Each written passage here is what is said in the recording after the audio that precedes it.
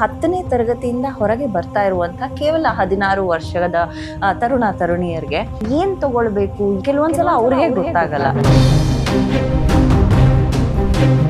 ಎಲ್ಲರೂ ಒಂದೇ ಬ್ಯಾಸ್ಕೆಟ್ಗೆ ಕೈ ಹಾಕ್ತಾರೆ ಇವಾಗ. ಒಂದು ರೀತಿನಲ್ಲಿ ಸೊಸೈಟಲ್ ಪ್ರೆಷರ್ ಅಂತ ಹೇಳ್ತಿರೋ, ಪೇರೆಂಟ್ಸ್ಗೆ ಇರೋ ಇಗ್ನೋರೆನ್ಸ್ ಅಂತ ನನಗೆ. ಕೆಲವರು ಅವ್ರು ಚಾರ್ಟರ್ಡ್ ಅಕೌಂಟೆಂಟ್ ಆಗಿದ್ರೆ ಮಕ್ಕಳು ಚಾರ್ಟರ್ಡ್ ಅಕೌಂಟೆಂಟೇ ಆಗಬೇಕು. ಬಿಸಿನೆಸ್ ಆಗಿದ್ರು ಕೂಡ ಅವರು ಡಾಕ್ಟರ್ ಆಗಬೇಕು ಮಕ್ಕಳು. It is not college which has given credit to the children, but it is the children who have given credit to the college ಅಂತ ಹೇಳಿ. ಕ್ವಾಲಿಫಿಕೇಶನ್ ಅಕಾಡೆಮಿಕ್ಸ್ ಇರುತ್ತೆ, ಅಷ್ಟು ಮಾತ್ರ ಓದು, ಈ ಮಿಕ್ಕವೆಲ್ಲ ಪ್ಯಾಷನ್. ನಾನು ನ್ಯಾಷನಲ್ ಕಾಲೇಜ್ನಲ್ಲಿ ಪ್ರಿನ್ಸಿಪಲ್ ಆಗಿದ್ದಾಗ ಎಷ್ಟೋ ಜನ ಇಲ್ಲಿ ನಮ್ಮ ಕಾಲೇಜಲ್ಲಿ ಸೀಟ್ ಸಿಕ್ಲಿಲ್ಲ ಅಂದ್ರೆ ಜೀವನನೇ ಕೊನೆ ಮಾಡ್ಕೋತಾರೆ ಅನ್ನೋ ಮಟ್ಟಿಗೆ ಮಾತಾಡೋರು ಪೇರೆಂಟ್ಸ್.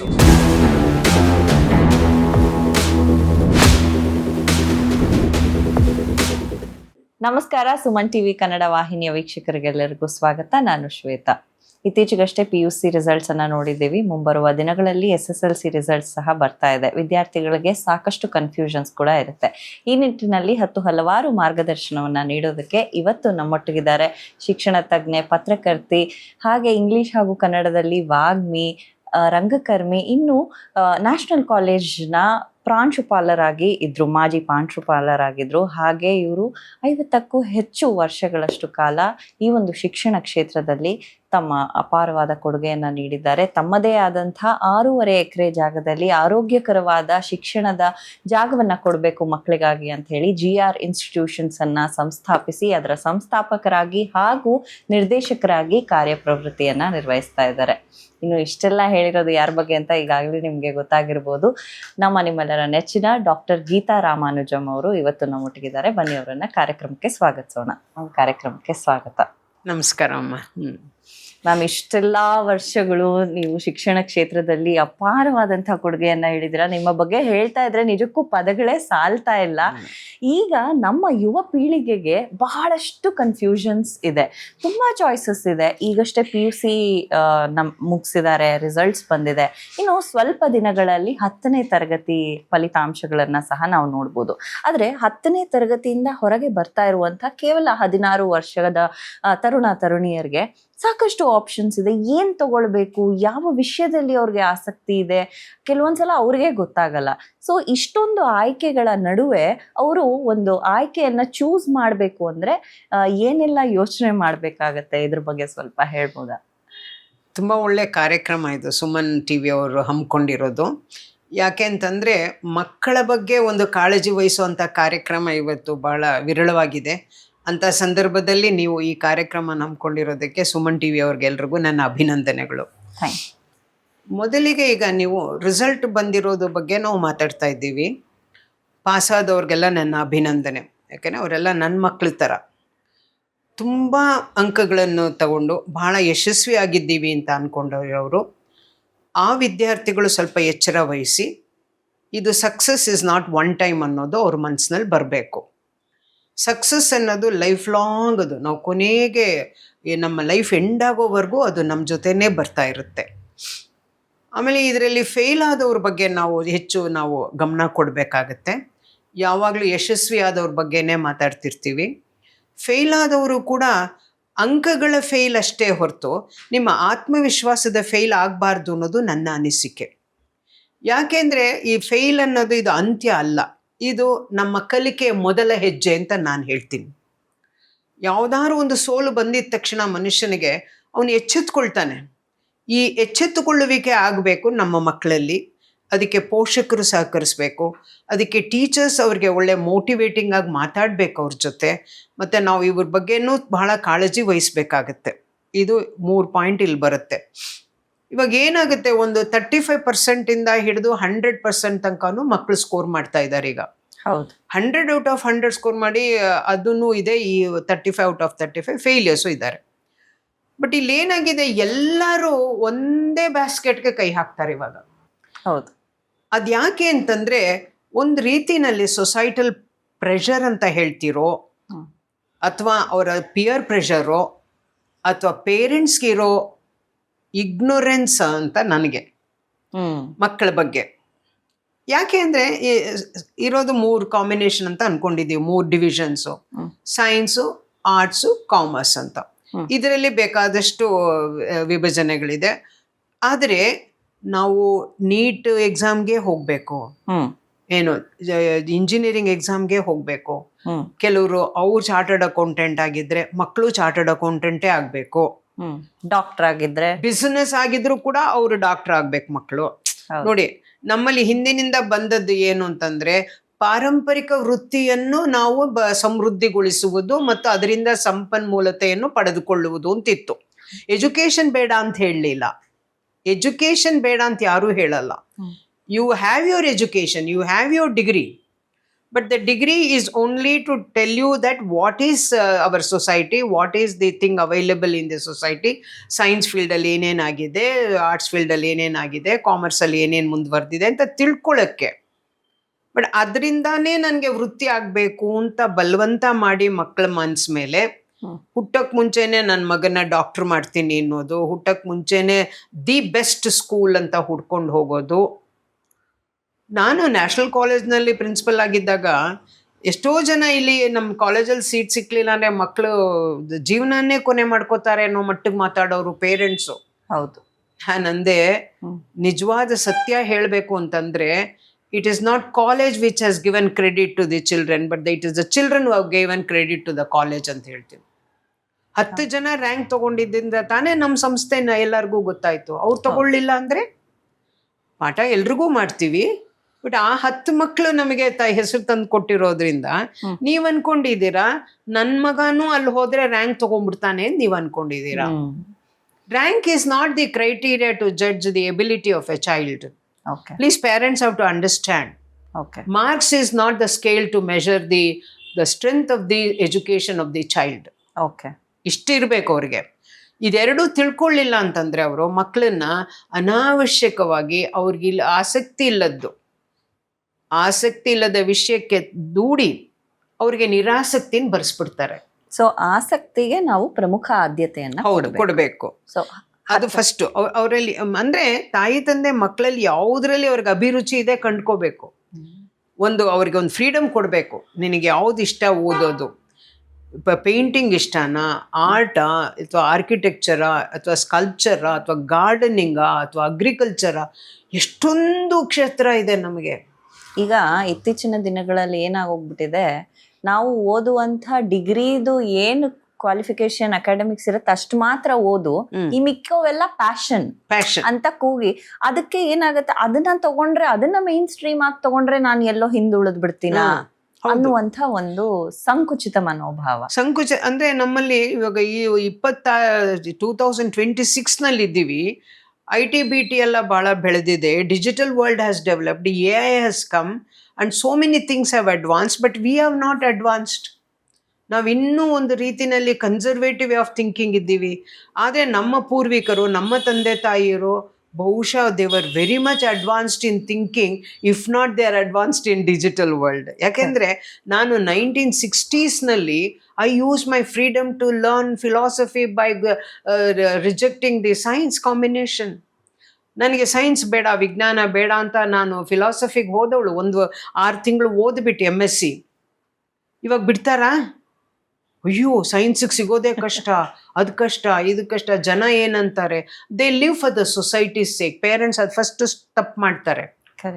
ಆಮೇಲೆ ಟೀಚರ್ಸು ಅಷ್ಟೇ, ಸಂಸ್ಥೆಯ ಒಂದು ಮ್ಯಾನೇಜ್ಮೆಂಟ್ಗೆ ಸ್ಯಾಟಿಸ್ಫೈ ಮಾಡೋಕ್ಕೆ ರಿಸಲ್ಟ್ ಕೊಡಬೇಕು ಅಂತ ವರ್ಕ್ ಮಾಡ್ತೀವಿ ಹೊರತು ನಾವು, ನನ್ನನ್ನು ಸೇರಿಸ್ಕೊಂಡು ಮಾತಾಡ್ತಾ ಇದ್ದೀನಿ ಇನ್ನು, because I am first a teacher, then principal, then founder. But back to square one is I am a teacher. ಅದು ಬಹಳ ಮುಖ್ಯ ನನಗೆ. ಆದ್ರಿಂದ ನಾವು ಮಕ್ಕಳಿಗೆ ಈ ತರ ನಾವು ನಿಜವಾದ ಕಲಿಕೆಯಲ್ಲಿ ಆಸಕ್ತಿ ಬರ್ಸ್ತಾ ಇದ್ದೀವ ಅಥವಾ ನಾವು ರಿಸಲ್ಟ್ಗೆ ನಾವು ಮನ್ನಣೆ ಕೊಡ್ತಾ ಇದ್ದೀವ, ಇದು ಇವತ್ತು ಬಹಳ ಎಲ್ಲರೂ ಕೂಡ ಆತ್ಮೋತ್ಕರ್ಷ ಮಾಡ್ಕೋಬೇಕಾಗುತ್ತೆ. ಎಲ್ಲ ಟೀಚರ್ಸ್ ಕಮ್ಯುನಿಟಿನವರು ಮತ್ತೆ ಎಜುಕೇಶನ್ ಇನ್ಸ್ಟಿಟ್ಯೂಷನ್ ನಡೆಸೋರು ಕಲಿಕೆಯಲ್ಲಿ ಆಸಕ್ತಿ ಬರ್ಸೋ ಅಂತ ಎಜುಕೇಶನ್ ಬರಬೇಕು. ಇದು ಬಹಳ ಮುಖ್ಯ. ಇಲ್ಲಿ ನಾವು ಸ್ಕೂಲ್ ಆ್ಯಂಡ್ ಟೀಚರ್ಸ್ ಅಂತ ತಗೊಂಡಾಗ, ಆಯ್ಕೆ ವಿಷಯ ಬಂದಾಗ ಮಕ್ಕಳಿಗೆ 10th ಸ್ಟ್ಯಾಂಡರ್ಡ್ ಆಗಿದ ತಕ್ಷಣ, 12th ಆಗಿದ ತಕ್ಷಣ, not necessarily if there this one resource or ability or some ಪ್ರಾಬ್ಲಮ್ನಲ್ಲಿ ಅವ್ರಿಗೆ ಪರ್ಸ್ಯೂ ಮಾಡೋಕ್ಕಾಗಲಿಲ್ಲ, ಆದರೆ ಅವ್ರಿಗೆ ಬೇಕಾದಷ್ಟು ಲ್ಯಾಟ್ರಲ್ ಆಗಿದೆ. First of all there are so many. ಇನ್ನೂ ನಮ್ಮದು ಪಾವರ್ಟಿ ತಗೊಂಡ್ರೆ ಇನ್ನು ತುಂಬ ಜನ ಬಿಲೋ ಪಾವರ್ಟಿ ಲೈನಲ್ಲಿ ಇದ್ದಾರೆ ಪಾಪ. ಫಸ್ಟ್ ಜನ್ರೇಷನ್ ಅವ್ರು ಇನ್ನು ಎಷ್ಟು ಜನ ಇವಾಗ ಬರ್ತಾ ಇದ್ದಾರೆ. ಆ ಫಸ್ಟ್ ಜನ್ರೇಷನ್ ಅವ್ರಿಗೆ ಎಕನಾಮಿಕ್ ಇದು ಬೇಕಲ್ಲ, ಸಸ್ಟೈನಬಿಲಿಟಿನೂ ಬೇಕಲ್ಲ, ದುಡ್ಡು ಬೇಕಲ್ಲ. ಹೌದು. ಇವಾಗ medical education is not A joke, engineering is not A joke. ಯಾಕೆ ಸೈನ್ಸ್ಗೆ 75,000 80,000 1.5 lakhs depending upon the institution ತಗೋತಾ ಇದ್ದಾರಲ್ಲ. ಸೊ ಇಲ್ಲಿ ಮಗುವಿನ ಆದ್ಯತೆ, ಅವನ ಆಸಕ್ತಿಯುಳ್ಳ ಕ್ಷೇತ್ರ ಅದು ಎಂಥದ್ದೇ ಆಗಿದ್ರು ಸರಿ, ನಾವು ಅದಕ್ಕೆ ಆದ್ಯತೆಯನ್ನ ಕೊಡ್ಬೇಕು. ಅದಕ್ಕೆ ಇದೆ ಅವಕಾಶಗಳು ಇದೆ. ಆಮೇಲೆ ನಾನು ಇವಾಗ ಹೇಳ್ತಾ ಇದ್ದಿದ್ದು ಅವ್ರಿಗೆ ಇವಾಗ ಓದಕ್ಕಾಗ್ಲಿಲ್ಲ ಅಂತ ಇಟ್ಕೊಳ್ಳಿ, 10th ಸ್ಟ್ಯಾಂಡರ್ಡ್ ಆದ್ಮೇಲೆ ಮಕ್ಳಿಗೆ ಎಷ್ಟೋ ಜನಕ್ಕೆ ಕಷ್ಟಪಟ್ಟು ಪಾಸ್ ಮಾಡಿರ್ತಾರೆ, ಸಾಕು ಅನ್ನೋ ಮಟ್ಟಿಗೆ ದೇ ಡ್ರಾಪ್ ಔಟ್ ಆಗ್ಬಿಟ್ಟು ಏನ್ ಮಾಡ್ತಾರೆ, ಫಾಸ್ಟ್ ಮನಿ ಸಿಗೋ ಕಡೆ ಈ ಇದು ಬರುತ್ತಲ್ಲ, ಸ್ವಿಗ್ಗಿ, ಝೊಮ್ಯಾಟೊ, ಇದೆಲ್ಲ ಇವತ್ತು ಆನ್ಲೈನ್ ಇದು ಕೊಡೋದು, ಡೆಲಿವರಿ ಮಾಡೋ ಬಂದಿದೆ. We can't say that it's a career. Correct. It can be only an added income ಅಂತ ಹಾಕೋಬೇಕೇ ಹೊರತು it can not be the regular stream of career and earning methodology. ಅದ್ ಅರ್ಥ ಮಾಡ್ಕೋಬೇಕು ಮಕ್ಕಳು ಅರ್ಥ ಮಾಡ್ಕೋಬೇಕು. ಅವ್ರಿಗೇನಂದ್ರೆ ಒಂದು ಅರ್ಧ ದಿವಸದಲ್ಲಿ ಇಷ್ಟೊಂದು ಕಾಸು ಸಿಗುತ್ತಲ್ಲ ಅಂದ್ಬಿಟ್ಟು ಡ್ರಾಪ್ ಔಟ್ ಆಗಿರ್ತಾರೆ. 10th ಸ್ಟ್ಯಾಂಡರ್ಡ್ ಆದ್ಮೇಲೆ ಕಂಟಿನ್ಯೂ ಮಾಡಲ್ಲ ಅವರು, ಇಲ್ಲೂ ಇದಕ್ಕೆ ಬರ್ತಾರೆ. ಆಮೇಲೆ ಅವ್ರ ಕೆರಿಯರ್ ಬಿಲ್ಡಿಂಗ್ ಬಂದಾಗ ಬಿಗ್ ಕ್ವೆಶ್ಚನ್ ಮಾರ್ಕ್. ಅಂಥವ್ರಿಗೆ ಬೇಕಾದಷ್ಟು IITsಗಳು ಇದೆ ನಮ್ಮ ಇದರಲ್ಲಿ. ಆಮೇಲೆ ಇವತ್ತು ಪ್ರೈವೇಟ್ ಇದ್ರಲ್ಲೂ ಕೂಡ ತುಂಬಾ ಆ ಥರ ಟೆಕ್ನಿಕಲ್ ಇದಕ್ಕೆ ಕೊಡ್ತಾ ಇದ್ದಾರೆ. ನಮ್ಮ ಸ್ಟೇಟ್ ಗೌರ್ಮೆಂಟ್ ಇಂದ ಇದೆ, ಸೆಂಟ್ರಲ್ ಗೌರ್ಮೆಂಟ್ ಇಂದ ಇದೆ. ಒಂದು ವೆಲ್ಡರು, ಟೆಕ್ನಿಷಿಯನ್, ಮೆಕ್ಯಾನಿಕಲ್ ಇದು ಬರೋದು, ರೆಫ್ರಿಜರೇಟರ್ ರಿಪೇರ್ ಮಾಡೋದು, ಮತ್ತೆ ಈ ಕಂಪ್ಯೂಟರ್ ಸಂಬಂಧಪಟ್ಟಂಗೆ ಬೇಕಾದಷ್ಟು ಸರ್ಟಿಫಿಕೇಟ್ ಕೋರ್ಸಸ್. ಅದರಲ್ಲಿ ಎಂಪ್ಲಾಯಬಿಲಿಟಿ ಈಸ್ ವೆರಿ ಗ್ರೇಟ್. ಆ ಲೆವೆಲ್ನಲ್ಲಿ ನಮಗೆ ಇವತ್ತು ಜನ ಕಡಿಮೆ ಆಗ್ತಾ ಇದ್ದಾರೆ. ಇವಾಗ ಒಂದು ಇದು ಆಟೋಮೊಬೈಲ್ನಲ್ಲಿ ಒಂದು ಪಾರ್ಟ್ ಕೆಟ್ಟೋದ್ರೆ ನೀ ರೀಪ್ಲೇಸ್ ಮಾಡ್ತೀಯ ಹೊರತು ರಿಪೇರ್ ಮಾಡೋರಿಲ್ಲ. ಮನೆಯಲ್ಲಿ ಒಂದು ಎಲೆಕ್ಟ್ರಿಕಲ್ ಇದಾದ್ರೆ ಇವಾಗ I think it's a very great earning ಇದು ಫೀಲ್ಡ್ ಅದು. ಇದನ್ನ ನಾವು ಸರಿಗೆ ಕಾಲೇಜ್ಗಳಲ್ಲಿ, ಸ್ಕೂಲ್ಗಳಲ್ಲಿ ಮಕ್ಳಿಗೆ ಇದು ಕೊಡ್ಬೇಕು. ಎಲ್ಲರೂ ರ್ಯಾಂಕ್ ತಗೊಂಡು, ಎಲ್ಲರೂ ಡಾಕ್ಟರ್ ಆಗ್ಬಿಟ್ಟು, ಎಲ್ಲರೂ ಇಂಜಿನಿಯರ್ಸ್ ಆಗ್ಬಿಟ್ಟು, ಎಲ್ಲರೂ IT ಇಂಡಸ್ಟ್ರಿಗೆ ಹೋಗ್ಬಿಟ್ಟು ಫಾರಿನ್ಗೆ ಹೋಗ್ಬಿಡ್ತೀವಿ ಅಂತಂದ್ರೆ ಅದು ಹಂಗ ಆಗಲ್ಲ. ಮಾಡೋರು ಹಠ ಇರೋರು ಮಾಡ್ಲಿ ಪಾಪ, ಮಾಡ್ತೀವಿ ಅಂತ ಅವ್ರಿಗೆ ಆ ಒಂದು ಇದ್ದು, ಯಾವುದು ಆಸಕ್ತಿ ಇದ್ದು, ಅದರಲ್ಲೇ ಆಸ್ತೆ ಇದ್ದು, ಅದರಲ್ಲೇ ಸಂಪೂರ್ಣವಾಗಿ ಮಾಡ್ಲಿ. ಅವ್ರನ್ನ ನಾನು ಏನು ಹೇಳ್ತಾ ಇಲ್ಲ. ಇದು ಬೇರೆಯವರು ಒಂದು ಮಿಡಲ್ ಸೆಗ್ಮೆಂಟ್ ಅಂತ ಕರಿತೀನಿ. ಮಿಡಲ್ ಸೆಗ್ಮೆಂಟ್ ಅವರೆಲ್ಲ ಏನು ಹೈಯರ್ ಎಜುಕೇಶನ್ಗೆ ನಾಲಾಯಕನ್ ನಾನು ಹೇಳ್ತಾ ಇಲ್ಲ. ನಾನು ಎಷ್ಟೋ ಮಕ್ಕಳನ್ನ ನೋಡಿದ್ದೀನಿ, ಬಿಟ್ವೀನ್ 40 and 50%, 60% ತಗೊಂಡವರು ಅವರು ವೈಟ್ ಕಾಲರ್ ಜಾಬ್ಗೆ ವೆಯ್ಟ್ ಮಾಡಲ್ಲ. ಯಾವ್ದು ಸಿಗುತ್ತೋ ಅದಕ್ಕೆ ನುಗ್ತಾರೆ. ಜೀವನದಲ್ಲಿ ಬಹಳ ಬೇಗ ಮುಂದಕ್ಕೆ ಬಂದಿರ್ತಾರ ಅವರು. ಸೊ ಬಹಳ ಕರೇಜ್ ನ ತಂದ್ಕೊಳ್ತಾರೆ, ಲೈಫ್ ನ ಫೇಸ್ ಮಾಡ್ತಾರಮ್ಮ ಅವರು. They face because they have the freedom to choose anything and everything. And ಎದ್ದು ಬಿದ್ದು ಟ್ರಯಲ್ ಅಂಡ್ ಎರರ್ ಮೆಥಡ್ನಲ್ಲಿ ನಾನು ನೋಡ್ತೀನಿ ನನ್ನ ಸ್ಟೂಡೆಂಟ್ಸ್ ಎಷ್ಟೊಂದು ಜನ ಸ್ಕೂಲಲ್ಲಿ ಆವ್ರೇಜ್ ಆಗಿದ್ದವರು, ಒಂದು 40% 50% ತಗೊಂಡವರು ಇವತ್ತು ಬಹಳ ದೊಡ್ಡ ದೊಡ್ಡ ವ್ಯಕ್ತಿಗಳಾಗಿದ್ದಾರೆ. ಯಾಕೆಂದ್ರೆ ಅವರಿಗೆ ಇದು ಇಲ್ಲ, ಆರ್ಟಿಫಿಷಿಯಲ್ ಸ್ಟೇಟಸ್ ಸಂಪಾದನೆ ಮಾಡಬೇಕು ಅನ್ನೋದು, ಕಾಲರ್ ಅಪ್ ಟೈಪ್ ಆಫ್ ಇದು ಇಲ್ಲ ಅವ್ರಿಗೆ. ಕರೆಕ್ಟ್. ಹಾಗೆ ಮ್ಯಾಮ್, ಇವಾಗ ಮಾತನಾಡ್ತಾ ನೀವು ಹೇಳಿದ್ರಿ ಒಂದಷ್ಟು ಈಸಿ ಅರ್ನಿಂಗ್ ಮನಿ ವೇಸ್ಗೆ ಹೊರಟೋಗ್ತಾ ಇದ್ದಾರೆ. ಅದು 10th ಇರ್ಬೋದು, PUC ಆದ ನಂತರದಲ್ಲೂ ಕೆಲವರಿಗೆ ಹೋಗ್ತಾ ಇದ್ದಾರೆ. ಸೊ ತುಂಬಾ ಡಿಸ್ಟ್ರಾಕ್ಷನ್ಸ್ ನಾವು ಕಾಣ್ತೀವಿ.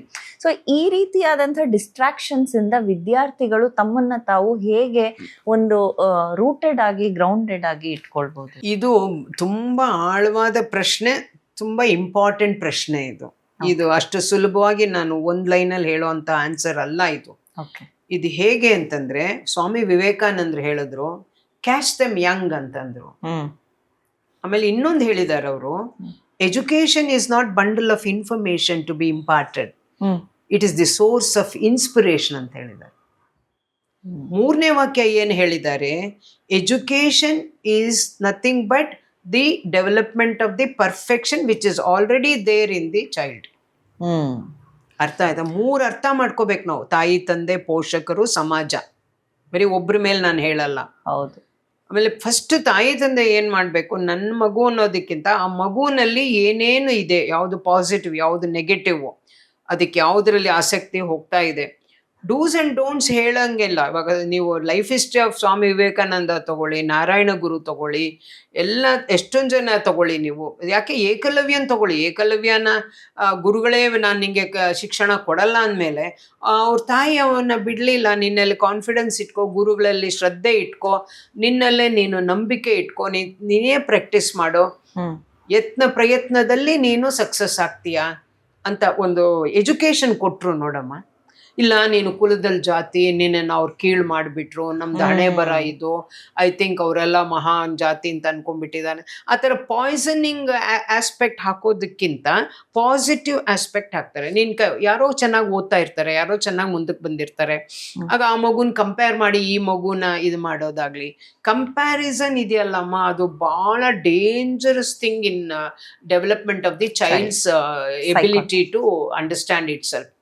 It loses itself than to understand. ಅವನೇ ಮಗು ತನ್ನನ್ನೇ ತಾನು ಅರ್ಥ ಮಾಡ್ಕೊಳ್ಳೋದಕ್ಕಿಂತ ಇವರೆಲ್ಲ ಹೇಳಿರೋದನ್ನ ಅಷ್ಟನ್ನು ಅವನ ಮೇಲೆ ಹೇರ್ಕೊಂಡ್ಬಿಡ್ತಾನ ಅವನು.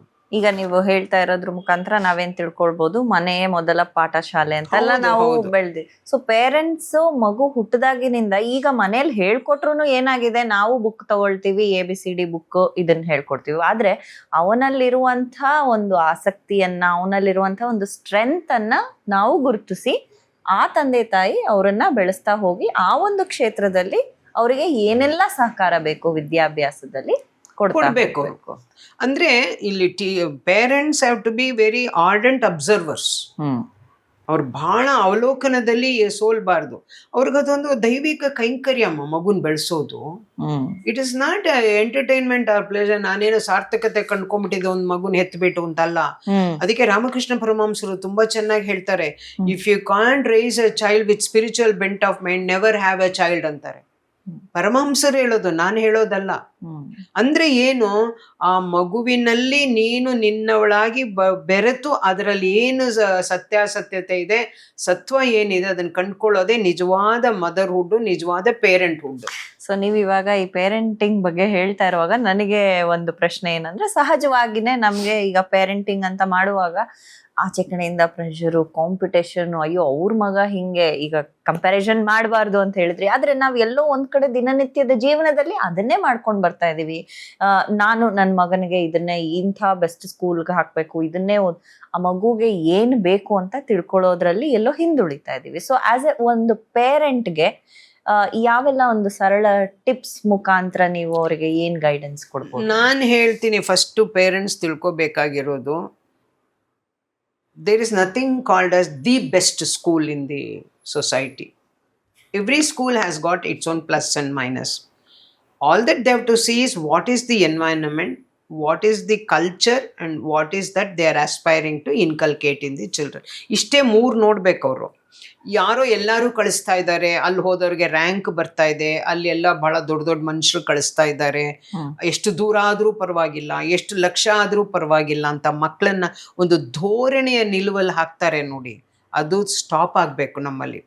ವಿದೇಶಕ್ಕೆಲ್ಲ ನಾವು ಹೋಗಿ ಬರ್ತೀವಲ್ಲಮ್ಮ, ನಾನು ಎಜುಕೇಷನಲ್ ಸರ್ವೆಗೆ ಇನ್ಫೋಸಿಸ್ ಎಜುಕೇಷನ್ ಇಂದ ಹೋಗಿ ಬಂದಿದ್ದೆ.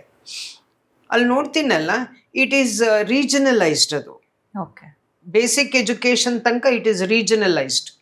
ಈಗ ಇಲ್ಲಿ JP ನಗರ್ನಲ್ಲಿ ಇರೋರು ಸುತ್ತಮುತ್ತ ಇರೋ JP ನಗರ್ ಸ್ಕೂಲ್ಸ್ಗೆ ಹೋಗ್ಬೇಕು. They cannot go to Malleshwaram. Malleshwaram ಇಂದ ಇಲ್ಲಿಗೆ ಬರೋಂಗಿಲ್ಲ. ಅರ್ಲಿ ಎಜುಕೇಶನ್ ಮಾತ್ರ, ಸ್ಕೂಲಿಂಗ್ ಮಾತ್ರ, ಆಮೇಲೆ ನೀವೇನಾದ್ರು ಮಾಡ್ಕೊಳ್ಳಿ. ಅಲ್ಲೆಲ್ಲ ಪಬ್ಲಿಕ್ ಇನ್ಸ್ಟಿಟ್ಯೂಷನ್ ಎಲ್ಲ ಫ್ರೀನೇ ಅದಲ್ಲ. ಬಟ್ ಇಲ್ಲಿ ನಾವೇನ್ ಮಾಡ್ತೀವಿ, V choose the school than choose the environment for the, choose the life for the child. ನಾವು ಮಗುಗೆ ಜೀವನ ಹೇಗೆ ಕೊಡಬೇಕು ಅಂತ ಚೂಸ್ ಮಾಡಲ್ಲ, ಮಗುಗೆ ಮೆಟೀರಿಯಲಿಸ್ಟಿಕ್ ಆಗಿ ಏನೇನು ಕೊಡಬೇಕು ಅಂತ ಯೋಚನೆ ಮಾಡ್ತೀವಿ. ನಾನು ತುಂಬಾ ಸಲ ನಾವು ಹೇಳಿದ್ರು ಕೂಡ ಅರ್ಥ ಆಗಲ್ಲ ಪೇರೆಂಟ್ಸ್ಗೆ. ಈಗ I didn't put my son, I could have asked anybody, they could have obliged me to put him in any good school. I told wherever I can drop you and pick you up, you study on my way. Wherever I am, you study, whatever is available. Next, ನಿನಗೆ ಸಿಕ್ಕಿರೋ subject ಎಲ್ಲಿ ಸಿಗುತ್ತೋ ಅಲ್ಲಿ ಹೋಗು. ಅದು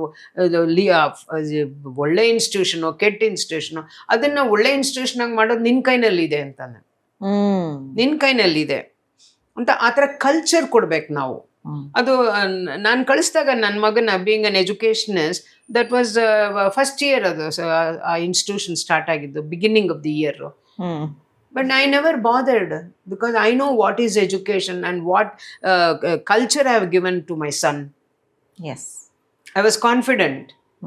ಈ ಒಂದು ಕೊಡೋದು ಯಾವಾಗ ಕೊಡ್ತೀರಾ ನೀವು? ರಿಸಲ್ಟ್ ಬಂದಾಗಲ್ಲ. ಓದೋದು ಹೇಗೆ, ದಿನನಿತ್ಯದ ಕೈಂಕರ್ಯಗಳು ಹೇಗೆ, ಬ್ರಾಹ್ಮಿ ಮುಹೂರ್ತದಲ್ಲಿ ಹೇಳ್ಬೇಕು ಅಂತ ನಮ್ಗೆಲ್ರಿಗೂ ಗೊತ್ತು. ಏನ್ ನೀವು ರಾತ್ರಿ ತನಕ ನೀವು ಮೊಬೈಲ್ ನೋಡ್ಕೊಂಡು, ನೀವು IT ಕೆಲಸ ಮಾಡ್ಕೊಂಡು, ತಾಯಿ ತಂದೆ ಮಲ್ಕೊಂಡು, ನೀವು 12 ಗಂಟೆಗೆ ಮಲ್ಗ್ಬಿಟ್ಟು ನೀವು 9 ಗಂಟೆಗೆ ಎದ್ರೆ ಆ ಮಗುನು ಅಷ್ಟೊತ್ತಿಗೆ ಹೇಳುತ್ತೆ. ಸೊ ಎಲ್ಲೋ ಒಂದ್ ಕಡೆ ನೀವು ನಮ್ಮ ಕಲ್ಚರ್, ರೂಟ್ಸು, ಸ್ಪಿರಿಚುವಲಿಸಮು, ನಮಗೆ ಇರುವಂತಹ ಭಕ್ತಿ, ಇದ್ರಲ್ಲೆಲ್ಲ ಮೂಲ ಇದೆ, ಅದೇ ನಮ್ಮ ಮೂಲಕ್ಕೆ ಹೋಗ್ಬೇಕು ಅಂತ ಹೇಳ್ತಾ ಇದ್ದೀರಿ. ಸೊ ಎಜುಕೇಶನ್ ಅಂತ ಬಂದಾಗ ಅಥವಾ ಪೇರೆಂಟಿಂಗ್ ಅಂತ ಬಂದಾಗ ನಾವು ಸ್ಪಿರಿಚುಯಾಲಿಟಿಯನ್ನ ಅಳವಡಿಸ್ಕೊಳ್ಬೇಕು ಅಥವಾ ನಮ್ಮ ಕಲ್ಚರನ್ನ ತಂದ್ಕೊಳ್ಬೇಕು ಅಂತಂದ್ರೆ ದಿನನಿತ್ಯದ ಜೀವನದಲ್ಲಿ ಹೇಗೆ ನಾವು ಅಳವಡಿಕೆಯನ್ನ ಮಾಡ್ಕೊಳ್ಬೋದು, ಹಾಗೆ ಸ್ಟೂಡೆಂಟ್ಸ್ಗೂ ಸಹ ಒಂದು ಲೈಫ್ ಸ್ಟೈಲ್ ಚೇಂಜಸ್ನ ತಂದ್ಕೊಳ್ಬೇಕು ಅಂದ್ರೆ ಕೆಲವೊಂದು ಹ್ಯಾಬಿಟ್ಸ್ ಏನ್ ಮಾಡ್ಕೊಳ್ಬೋದು ಅಂತ ತಿಳಿಸ್ಕೊಡ್ತೀರಾ? ಇವತ್ತಿಗೂ ನಾನು ಬೇಕಾದ್ರೆ ನಿನಗೆ ನನ್ನ ಸ್ಟೂಡೆಂಟ್ಸ್ ಎಲ್ಲ ಕಳಿಸೋ ಮೆಸೇಜಸ್ಸು, ಮೇಲ್ಸು, ಅವ್ರು ನನ್ನ ಬಗ್ಗೆ ಹೇಳೋದು ನಿಮಗೆ ಕಳಿಸ್ತೀನಿ. ಅದಷ್ಟೇ ಮೆಸೇಜ್ ಆಗುತ್ತೆ. It's not that what you give. A teacher is not recognized by what he does in the class, but how he behaves, how he attends, how he comes. ಅವ್ರು ಹೇಗಿರ್ತಾರೆ, ತಾಯಿ ತಂದೆ ಹೇಗಿರ್ತಾರೆ. ಅದಕ್ಕೆ ನಾನು ಹೇಳಿದ್ದು, ನೀವು ಸ್ಪಿರಿಚುವಾಲಿಟಿ ಅಂದಿದ ತಕ್ಷಣ ದೊಡ್ಡ ಪದ ಏನೂ ಅಲ್ಲ. ನಮ್ಮನ್ನು ನಾವು ಅರ್ಥ ಮಾಡಿಕೊಂಡು ನಮ್ಮಲ್ಲಿರೋ ನೆಗೆಟಿವ್ಸ್ನ ತೆಗಿಯೋಕ್ಕೆ ಯಾವ ಒಂದು ಪಾಸಿಟಿವ್ ಹ್ಯಾಬಿಟ್ಸ್ನ, ಹಾಬೀಸ್ನ ನಾವು ಅಳವಡಿಸ್ಕೊಳ್ತೀವಿ ಅನ್ನೋದು ಮುಖ್ಯ. ನನಗೆ ತುಂಬಾ ಕೋಪ ಬರ್ತಾ ಇರುತ್ತೆ, ಸಣ್ಣ ಸಣ್ಣದಕ್ಕೆಲ್ಲ ಕೋಪ ಬರ್ತಾ ಇರುತ್ತೆ. ಅದನ್ನ ಮಗು ನೋಡುತ್ತೆ ಅಂತ ನಿನಗೆ ಗೊತ್ತಿಲ್ವಾ? ಅದು 14ನೇ ವರ್ಷ ಆದ್ಮೇಲೆ ಅವನು ತುಂಬಾ ಕೋಪಿಷ್ಟ ಆಗಿ ಸಮಾಜಕ್ಕೆ ಒಬ್ಬ ದುಷ್ಟ ವ್ಯಕ್ತಿ ಆಗೋದಕ್ಕೆ ಕಾರಣ ಯಾರು? ನಾವೇ ಅಲ್ವಾ? ಒಂದು ಕೋಪ ಬಂದರೂ ಕೂಡ no anger. I can solve without even being angry on anybody. I can convince them. ನಾನು ಅವ್ರಿಗೆ ಸಮಾಧಾನವಾಗಿ ಹೇಳಬಲ್ಲೆ, ನಾನು ಅದನ್ನ ತಡ್ಕೊಳ್ಳಬಲ್ಲೆ, ನಾನು ಅದನ್ನ ತೋರ್ಸಲ್ಲ ಅಂತ ಹೇಳೋದೇ ಸ್ಪಿರಿಚುವಾಲಿಟಿ. ಅದೇ ರೀತಿನಲ್ಲಿ ಮಕ್ಕಳಿಗೆ ಅಂತ ಬಂದಾಗ ಅವರಿಗೆ ಎಷ್ಟೋ ಕಡೆ ನಾವು ಕೇಳಿದೀವಿ, ಅವರು ಫ್ರೀ ಆಗಿರ್ಬೇಕು, ಅವ್ರಿಗೆ ನೀವು ಎಮೋಷನ್ಸ್ನ ಕಂಟ್ರೋಲ್ ಮಾಡಿ ಅಂತ ಹೇಳ್ಬಾರ್ದು, ಲೆಟ್ ದೆಮ್ ಎಕ್ಸ್ಪ್ರೆಸ್ ಅಂತಾನು ಹೇಳ್ತೀವಿ. ಹಾಗೆ ಸ್ಕೂಲ್ಗಳಲ್ಲಿ ಒತ್ತಡ ಜಾಸ್ತಿ ಆಗುತ್ತೆ, ಪೇರೆಂಟ್ಸಿಂದ ಒತ್ತಡ ಜಾಸ್ತಿ ಆಗುತ್ತೆ, ಅವ್ರನ್ನ ಹೇಗೆ ನಿಯಂತ್ರಣ ಪಡಿಸ್ಕೊಳ್ಬಹುದು? ಅಲ್ಲ, ಮಕ್ಕಳಲ್ಲಿ ಒತ್ತಡ ಆಗೋದು ತಾಯಿ ತಂದೆಗೆ ಕಷ್ಟ ಅಂತ ನೀವು ಹೇಳ್ತಾ ಇದ್ದೀರಾ ಅಲ್ವಾ? ಆ ಒತ್ತಡ ಆಗೋಕ್ಕೆ ಕಾರಣ ಯಾವುದು? ಈಗ ಮಗುಗೆ he can score only 45 to 50% mark. Should you not accept ಅಷ್ಟೇ ನನಗೆ ಸಾಕು, ಮಗುಗೆ ಬೇಕಾದ್ರೆ ಇನ್ನೊಂದು 5 ಮಾರ್ಕ್ಸ್ ಜಾಸ್ತಿ ಬರಲಿ ಸಾಕು ಅಂತ. ಬಟ್ ಶಿಕ್ಷಕರು ಅಷ್ಟೇ ರೀತಿ ಒತ್ತಡ ಹಾಕ್ತಾರೆ. ಇಲ್ಲ, ನೀವು ಚೂಸ್ ಮಾಡೋ ಸ್ಕೂಲ್ಸ್ ಆಗಿರುತ್ತೆ. ನಿಮಗೇನಾಗುತ್ತೆ ಅಂತಂದ್ರೆ, you put your child way the child 100 marks ತಗೊಳ್ಳೋ ಮಗು ತಗೊಳ್ಳೋ ಕಡೆನೆ ಹಾಕ್ಬಿಟ್ಟು ನನ್ನ ಮಗುನು ಮಿಷನ್ ತರ ಅವನು ಅಲ್ಲಿ ಹಾಕ್ಬಿಟ್ರೆ 100 ಮಾರ್ಕ್ಸ್ ತಗೊಂಡು ಹೊರಗಡೆ ಬರ್ತಾನೆ ಅಂತ ನೀವು ಅನ್ಕೊಂಡಿದ್ದೀರಾ. ನೀವು ಅಂದ್ರೆ ನಾವು ಪೇರೆಂಟ್ಸು, ಕರೆಕ್ಟ್, ಇನ್ಕ್ಲೂಡಿಂಗ್ ಮೈಸೆಲ್ಫ್. ಇದು ತಪ್ಪಿಲ್ಲಿ. ನೀವು ಎಲ್ಲಿ ಶುರು ಆಗುತ್ತೆ ಅಂತಂದ್ರೆ ಎಕ್ಸ್ಪೆಕ್ಟೇಷನ್, ಔಟ್ಕಮ್ನ ನೀವು ಮೊದಲೇ ಯೋಚನೆ ಮಾಡ್ತಾರೆ. ಅದನ್ನೇ ಭಗವದ್ಗೀತೆನಲ್ಲಿ ಕೃಷ್ಣ ಹೇಳ್ತಾನೆ, ಔಟ್ಕಮ್ನ ನೀವಲ್ಲ, ಫಲಾಪೇಕ್ಷೆ ಪಡಬೇಡ, ರಿಸಲ್ಟ್ ಬೇಡ ನಿನ್ ಮಗುಗೆ ಅಂತ ಹೇಳ್ತಾ ಇಲ್ಲ. ಅರೆ ಆ ಮಗುಗೆ ಏನ್ ಸಾಮರ್ಥ್ಯ ಅದನ್ನ ಬೆಳೆಸ್ತಾ ಬಂದ್ರೆ ಅದಕ್ಕೆ ಬೇಕಾಗಿರೋ ರಿಸಲ್ಟ್ ಸಿಗುತ್ತೆ. ಅದಕ್ಕೆ ಬೇಕಾಗಿರೋ ರಿಸಲ್ಟ್ ನಿನಗ್ ಬೇಕಾಗಿರೋ ರಿಸಲ್ಟ್ ಅಲ್ಲ. ಹಲವು ಬಾರಿ ಪೇರೆಂಟ್ಸ್ ಮಾಡುವಂತ ಮೊದಲ ತಪ್ಪೆ, ನನಗೇನು ಬೇಕು ಅದನ್ನ ನನಗೆ ಒಂದು ಪೇರೆಂಟ್ಸ್ ಬಂದಾಗಲ್ಲ, ಅಯ್ಯೋ ನಾನು ಡಾಕ್ಟರ್ ಆಗ್ಬೇಕು ಅಂತಿದ್ದೆ ಮೇಡಮ್, ಆಗ್ಲಿಲ್ಲ, ಇವಳಾದ್ರೂ ಆಗ್ಬೇಕು ಅಂತ ಬರ್ತಾರೆ. ನಾನು ಹೇಳ್ದೆ, ಅದು ನೀವ್ಯಾರು ಅದನ್ನ ಡಿಸೈಡ್ ಮಾಡಕ್ಕೆ? You can't decide, but you can provide that environment and see whether she picks up that environment, but not dictate ಮಾಡಕ್ ಆಗಲ್ಲ, ಮಾಡಬಾರ್ದು. ಆದ್ರೆ ಬಹಳಷ್ಟು ಕಡೆಗಳಲ್ಲಿ ಇಲ್ಲಮ್ಮ, ಇದು ಲೆಸನ್ ಆಗ್ಲಿ. ಇವಾಗ ನೀವು ಟಿವಿಯಿಂದ ಹೇಳ್ತಾ ಇದ್ದೀರಲ್ಲ, ತಾಯಿ ತಂದೆಗೆ ಕಿವಿ ಮಾತಿದ್ದು ಅಲ್ಲಿಂದ ಶುರು ಆಗುತ್ತೆ ಎಲ್ಲಾ ಪ್ರಾಬ್ಲಮ್ಸ್. ನಾನು ಹೇಳೋದು ಆಮೇಲೆ ಲೈಫ್ ಲಾಂಗ್ ಅವ್ರಿಗೆ ಬೇಕು ಅನ್ನೋ ಜಾಬ್ ಸಿಗದೆ ಹೋದ್ರೆ ಅವರು ಬಹಳ ಖಿನ್ನತೆಗೊಳಗಾಗ್ತಾರೆ, ಸೂಯಿಸೈಡ್ ಮಾಡ್ಕೊಳ್ತಾರೆ. ಅವ್ರಿಗೆ ನೀವು ಹೇಳಿದ್ರಿ ಫ್ರೀಯಾಗಿ ಎಮೋಷನಲ್ ಆಗಿ ಬಿಟ್ಬಿಡ್ಬೇಕು ಅಂತ ಹೇಳ್ತಾರೆ ಅಂತ. Exploring is different from expecting. ಈಗ ಓಡು ಅಂತ ಓಡಕ್ ಬಿಟ್ಬಿಟ್ಟು ಹಿಂದೆನೆ ಹೋಗಿ ಬಿದ್ದಾಗ ಎದ್ದು ನಿಲ್ಸೋದು ಅಥವಾ ಬಿದ್ದಾಗ ಎದ್ದು ನಿಲ್ಲು ಅಂತ ಹೇಳೋದು ಡಿಫ್ರೆಂಟಾ? ನೀವು ಓಡ್ದಾಗ ನೀವು ಬೀಳಲೇಬಾರ್ದು. ನೀನು ಕಾಂಪಿಟೇಷನ್ಗೆ ಹೋದಾಗ ನೀನು ಫೇಲ್ ಆಗಬಾರ್ದು. ಈ ಥರ ನೋಡು, ಆ ಥರ ಆದರೆ ನಾಳೆ ಜೀವನ ಹಿಂಗಾಗೋಗುತ್ತೆ ನೋಡು, ಅವರೆಲ್ಲ ಮುಂದಕ್ಕೆ ಹೋಗ್ಬಿಡ್ತಾರೆ. ಈ ಥರ ಲೆಸನ್ಸ್ ಎಲ್ಲ it creates a negative aspect on the child and it loses its strength. You are the architect of your life ಅಂತ ವಿವೇಕಾನಂದ್ರ ಹೇಳಿದ್ರು. ಅವನ ಭವಿಷ್ಯವನ್ನು ಅವನೇ ರೂಪಿಸ್ಕೋಬೇಕು. ಅದಕ್ಕೆ ಇವಾಗ ಗಾರ್ಡನರ್ ಏನ್ ಮಾಡ್ತಾನೆ? ಬೀಜಾನ್ ತರ್ತಾನೆ, ಅದಕ್ಕೆ ಬೇಕಾಗಿರೋ ಏನೇನು ಕೊಡ್ತಾನೆ? ಬೆಳಕು ಕೊಡ್ತಾನೆ, ಶಾಖ ಕೊಡ್ತಾನೆ, ನೀರು ಕೊಡ್ತಾನೆ, ಗೊಬ್ಬರ ಕೊಡ್ತಾನೆ, ಅಷ್ಟೇ. ಬೆಳಿ ಬೆಳಿ ಬೆಳಿ ಅಂತ ಎಳಿತಾನ? ಎಳಿಯಲ್ಲ. ಸೊ ಈ ಒಂದು ನಿಟ್ಟಿನಲ್ಲಿ ಯೋಚನೆ ಮಾಡಿದಾಗ ಈ ಮಾನಸಿಕ ಒತ್ತಡಕ್ಕಿರ್ಬೋದು, ಸಾಕಷ್ಟು ಬಾರಿ ವಿದ್ಯಾರ್ಥಿಗಳು ಅವರು ತಮ್ಮ ಸ್ಥಿಮಿತವನ್ನ ಕಳ್ಕೊಳ್ಳುವಂತ ಸಾಧ್ಯತೆ ಇದೆ. ಬೇರೆ ಬೇರೆ ಡಿಸ್ಟ್ರಾಕ್ಷನ್ಸ್ ಒಳಗಾಗ್ತಾರೆ, ಅಡ್ಡದಾರಿಗಳನ್ನ ಹಿಡಿಯುವಂಥದ್ದಿದೆ. ಇಲ್ಲಿ ಇನ್ಸ್ಟಿಟ್ಯೂಷನ್ಸ್ಗಳು ಹೇಗೆ ಒಂದು ಪಾತ್ರವನ್ನ ವಹಿಸ್ತಾರೆ? ಅವರ ಒಂದು ಮಾನಸಿಕ ಚೇತನ ಹೇಗಿರ್ಬೇಕು, ಅವ್ರಿಗೆ ಹೇಗೆ ಹುರಿದುಂಬಿಸ್ಬೇಕು, ಅಥವಾ ಕೌನ್ಸಿಲರ್ಸ್ ಬೇಕಾ, ಎಷ್ಟು ಇಂಪಾರ್ಟೆನ್ಸ್ ಅನ್ನ ಕೊಡ್ಲಾಗ್ತಿದೆ ಅಥವಾ ಕೊಡ್ಬೇಕು ಅನ್ನೋದ್ರ ಬಗ್ಗೆ ಹೇಳ್ಬೋದು. ಇದು ಅನದರ್ ಇಂಪಾರ್ಟೆಂಟ್ ಕ್ವಶನ್. ಇದು ಇನ್ಸ್ಟಿಟ್ಯೂಷನ್ ನಾವು ಬರೀ ತಾಯಿ ತಂದೆ ಇಷ್ಟು ಮಾತಾಡ್ತಾರೆ. Because I am a very responsible person running the institution ಅಂತ. ನನಗೆ ಅದಕ್ಕೆ ನಾನು ನಂದೇ ಒಂದು ಸಂಸ್ಥೆನ ಹುಟ್ಟು ಹಾಕಿದೆ. ಬಟ್ ನಾನು ಕಾಲೇಜಲ್ಲೂ ಅಷ್ಟೇ, ನ್ಯಾಷನಲ್ ಕಾಲೇಜ್ನಲ್ಲೂ ಅಷ್ಟೇ, ಒಳ್ಳೆನೆಸ್ಪೋ ಸ್ಟೂಡೆಂಟ್ಸ್ ಇವತ್ತಿಗೂ ಹೇಳ್ತಾರೆ, ನಮ್ಮ ಕಣದಲ್ಲಿ ನೀವು ಕೊಟ್ಟಿರೋಂಥ ಒಂದು ಬದುಕಿನ ಒಂದು ತತ್ವ ನಮ್ಮಲ್ಲಿದೆ, ಅದರಿಂದ ನಾವು ಇವತ್ತೂ ಸಂತೋಷವಾಗಿದ್ದೀವಿ ಅಂತ ಹೇಳ್ತಾರೆ. ಇಲ್ಲಿ ಏನಾಗುತ್ತೆ ಅಂತಂದರೆ, ಮಕ್ಕಳಿಗೆ ರೋಟ್ ಲರ್ನಿಂಗ್ ಅಂತ ಮಾಡಬಾರ್ದು. Wrote learning has become the fashion of the day. Correct. ಗೊತ್ತಾಯ್ತಾ? ಇಲ್ಲಿ ಅವರಿಗೆ ಆಕ್ಟಿವಿಟೀಸ್ ಓರಿಯೆಂಟೆಡ್ ಎಜುಕೇಷನ್ ಕೊಡ್ಬೇಕು ನಾವು. ಮೋರ್ ಆಫ್ ಔಟ್ಡೋರಲ್ಲೇ ಅವ್ರಿಗೆ ಎಜುಕೇಷನ್ ಕೊಡಬೇಕು. ಅಲ್ಲೂ ಇವಾಗ AC ರೂಮ್ಸ್ ಇದೆಯಾ ಅಂತ ಕೇಳ್ತಾರೆ ಪೇರೆಂಟ್ಸು. ನನ್ನ ಹತ್ರನೇ ಬಂದು ಕೇಳ್ತಾರೆ. ನಾನು ಗುರುಕುಲ ಮಾದರಿ ಮಾಡಕ್ಕೆ ಹೋದವಳು, ರಸ್ಟಿಕ್ ಆಗಿ ಮಾಡಬೇಕು ಅಂತ ಹೊರಟವಳನ್ನ ನನ್ನ ಈ ರೀತಿ ಮೆಟೀರಿಯಲಿಸ್ಟಿಕ್ ಆಗಿ ಕನ್ವರ್ಟ್ ಮಾಡ್ತಾರೆ. ಮಜಾಕ್ ಫ್ಲೋರ್ ಇದೆಯಾ, ಇದೆಯಾ, ಅದು ಇದೆಯಾ, ವೈಟ್ ಬೋರ್ಡ್ ಇದೆಯಾ, ಬ್ಲ್ಯಾಕ್ ಬೋರ್ಡ್ ಇದೆಯಾ? ನಾನು ಹೇಳೋದು, ನಮಗೆಲ್ಲ ಇವತ್ತಿಗೂ ನಾವು ಭಗವದ್ಗೀತೆ ಆಗಲಿ ಯಾವುದೇ ಆಗಲಿ ಶಿಕ್ಷಣನ ಓದಿ ಕೇಳಿ, even songs we use to listen and learn ಅಲ್ವಾ? ಆ ಲಿಸನಿಂಗ್ ಹೊಟ್ಟೋಗಿದೆ. ಶ್ರವಣ ಮನನ ನಿಧಿಧ್ಯಾಸನ ಅನ್ನೋದು ನಮ್ಮಲ್ಲಿ ಇದೆ, ಸಿಸ್ಟಮ್ ಆಫ್ ಲರ್ನಿಂಗ್ ಅಂತ. ಯಾವುದು ಫಸ್ಟ್ ಅವ್ರು ಕೇಳಿಸ್ಕೋಬೇಕು, ಟೀಚರ್ಸ್ ಪಾಠ ಮಾಡೋದನ್ನ ಕೇಳಿಸ್ಕೋಬೇಕು.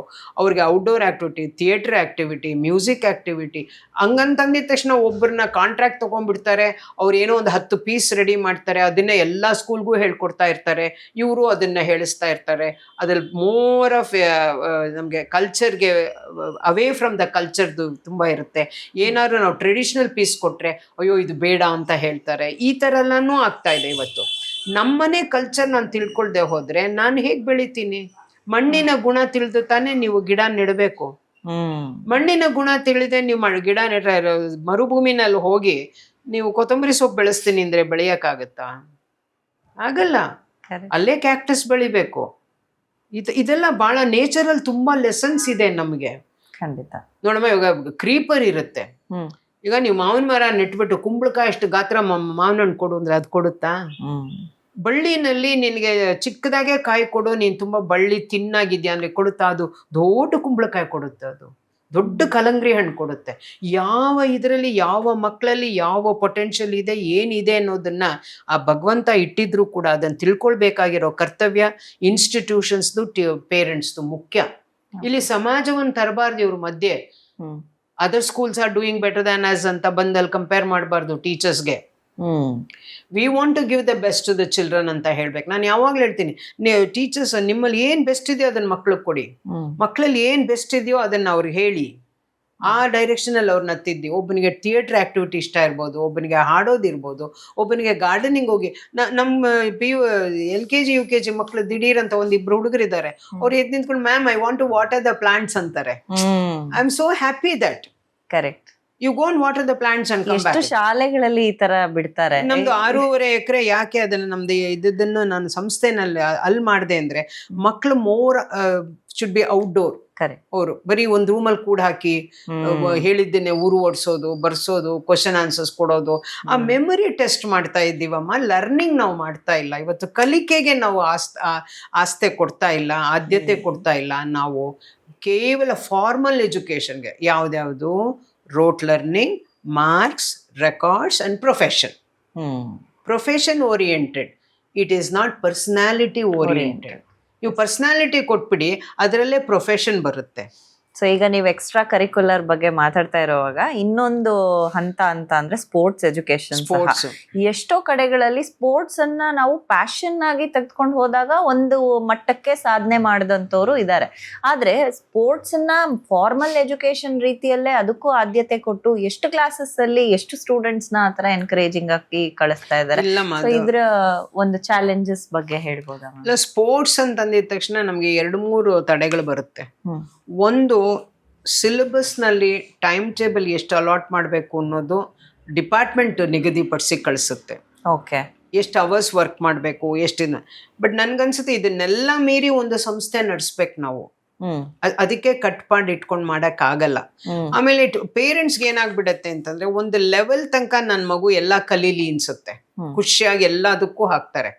ಈ ಕಡೆ ಬಾಸ್ಕೆಟ್ಬಾಲ್ಗೂ ಹಾಕ್ತಾರೆ, ಆ ಕಡೆ ಡಾನ್ಸ್ಗೂ ಹಾಕ್ತಾರೆ, ಆ ಕಡೆ ಉಪನಿಷತ್ ಕ್ಲಾಸ್ಗೂ ಹಾಕ್ತಾರೆ, ಎಲ್ಲಾ ಮಾಡ್ತಾರೆ. ಆ ಕಡೆ ವಚನ ಕಲಿಯಕ್ಕೂ ಹಾಕ್ತಾರೆ, ಎಲ್ಲ ಹಾಕ್ತಾರೆ. ಆ ಮಗು ಯಾವ್ದು ಕಲಿಬೇಕು ಅಂತ ಅದಕ್ಕೆ ಗೊತ್ತಾಗಲ್ಲ, ಬಟ್ ಏನೋ ಕಲಿಯುತ್ತೆ ಬಿಡಿ. ನೆಕ್ಸ್ಟ್ ಏನಾಗುತ್ತೆ, 10th ಸ್ಟ್ಯಾಂಡರ್ಡ್ ಬರ್ತಾ ಇದ್ದಂಗೆ 1 by 1 ಎಲ್ಲ ಸ್ಟಾಪ್ ಮಾಡ್ತಾರೆ. ಡಿಗ್ರಿಗೆ ಬಂದ್ಮೇಲಂತೂ ಆ ಮಕ್ಕಳಿಗೆ ಎಲ್ಲೋ ಒಂದೊಂದು ಎಕ್ಸೆಪ್ಷನಲ್ ಆಗಿ ಮಕ್ಕಳು ಅವರೇ ಪರ್ಸ್ಯೂ ಮಾಡ್ತಾರೆ. ಆ್ಯಕ್ಚುಲಿ PUC ನಲ್ಲಿ ನನಗೆ ಈಗ ನಮ್ಮ ಶಾಲೆನಲ್ಲಿ, ನಾಟ್ ನ್ಯಾಷನಲ್ ಕಾಲೇಜ್, GR ಇನ್ಸ್ಟಿಟ್ಯೂಷನ್ಸ್ನಲ್ಲಿ ಅವನು ನ್ಯಾಷನಲ್ ಲೆವೆಲ್ ಶೂಟರ್ ಆಗಿರ್ತಾನೆ. ಆ ಹುಡುಗನಿಗೆ ಬೇರೆ ಕಡೆ ಹಾಕಿದ್ರೆ ಅವನಿಗೆ ಹೋಗಿ ಬರೋದಕ್ಕೆಲ್ಲ ಅವರು ಪರ್ಮಿಷನ್ ಕೊಡಲ್ಲ, ಅಟೆಂಡೆನ್ಸ್ ಇಲ್ಲ ಅಂತಾರೆ ಅಂದ್ಬಿಟ್ಟು. ಅವಾಗ ನನ್ನ ಹತ್ರ ಬಂದರು, ನಾವಿಲ್ಲಿ ಹಾಕ್ತೀವಿ ಬಟ್ ನಾನಂದೆ ಫಸ್ಟ್ ನಮ್ಮಲ್ಲಿ ಹಾಕಿ, ನಾನು ಏನೇನು ಅದಕ್ಕೆ ಸಹಕರಿಸ್ಬೇಕೋ ಹಾಕ್ತೇನೆ. ಇವತ್ತು ಅವನು ಇಂಟರ್ನ್ಯಾಷನಲ್ ಲೆವೆಲ್ ಶೂಟರ್ ಅಮ್ಮ. ಅವನು is got so many awards. ಅವನಿಗೆ ನಾನು ಟೀಚರ್ಸ್ ಕೇಳಿದ್ದೆ, ಅವನು ಕ್ಲಾಸಿಗೆ ಬರ್ದೇ ಇದ್ರು ನೀವು ಸಂಜೆ ಮೇಲೆ ಅವ್ನಿಗೆ ಆನ್ಲೈನಲ್ಲಿ ಮನೆಯಿಂದಾನೇ ಪಾಠ ಮಾಡಿ, ಬೇಕಾದ್ರೆ ನಾನು ಅದಕ್ಕೆ ಎಕ್ಸ್ಟ್ರಾ ಇನ್ಸೆಂಟಿವ್ ಕೊಡ್ತೀನಿ ನಾನು. ಆದರೆ ಆ ಹುಡುಗನಿಗೆ ಹೇಳಬೇಕು, ಅವನು PUCನೂ ಮುಗಿಸ್ದ, ಡಿಗ್ರಿಗೂ ಮಾಡ್ದ, ಇವತ್ತು ಇಂಟರ್ನ್ಯಾಷನಲ್ ಲೆವೆಲ್ ಶೂಟ್ರು ಆಗಿದೆ. ಇದು ಯಾರು ತಂದೆ ತಾಯಿಗೆ ಆಸಕ್ತಿ ಇತ್ತು, ಮಾಡಿದ್ರು, ತಂದು ಹಾಕಿದ್ರು. ನಾನು ಪರ್ಮಿಷನ್ ತೊಗೊಂಡಿದ್ದೆ ಬೋರ್ಡಿಂದ, ಆ ಹುಡುಗ ಈ ಥರ ಇದ್ದಾನೆ, we want to promote him in the sports field, so he may not be having the regular attendance, but we see that he is satisfying the complete attendance. ಹೇಳ್ಬೇಕು ಮ್ಯಾಮ್, ಇಲ್ಲಿ ನಮ್ಮ ಕರ್ನಾಟಕಕ್ಕೆ ನೀವು ಎಂಥ ಒಂದು ಆಸ್ತಿ ಅಂದ್ರೆ, ಇಂತಹ ಒಂದು ತತ್ವಜ್ಞಾನ ಇಟ್ಕೊಂಡು ಈ ತರ ಒಂದು ದೂರ ದೃಷ್ಟಿಕೋನದಿಂದ ನೀವು ನಡ್ಕೊಂಡು ಇಂತಹ ಸಂಸ್ಥೆಗಳನ್ನ ನಡೆಸ್ಕೊಂಡು ಬಂದಿದ್ದೀರಿ. ನಿಜಕ್ಕೂ ನಿಮ್ಮ ಒಂದು ಕೊಡುಗೆ ಶ್ಲಾಘನೀಯ ಅಂತಾನೆ ಹೇಳ್ಬೋದು. ಇನ್ನು ಇದೇ ನಿಟ್ಟಿನಲ್ಲಿ ಹೋದ್ರೆ, ನೀವು ಹೇಳ್ದಂತ ಹುಡುಗನ ಒಂದು ಎಕ್ಸಾಂಪಲ್ ಹಾಗೆ ತಗೊಂಡ್ರೆ, ಬಹುಶಃ ಎಲ್ಲೋ ಅವನನ್ನ ನಾವು ಬೇರೆ ಕಡೆನಲ್ಲಿ ಹಾಕಿದಿದ್ರೆ ಅವನ ಲೈಫೇ ಹಾಳಾಗ್ತಿತ್ತೋ ಏನೋ. ಸೊ ಈ ರೀತಿಯಾಗಿ ಗುರುತಿಸಿ ಒಂದು ಪ್ರೋತ್ಸಾಹವನ್ನ ನೀಡಬೇಕು.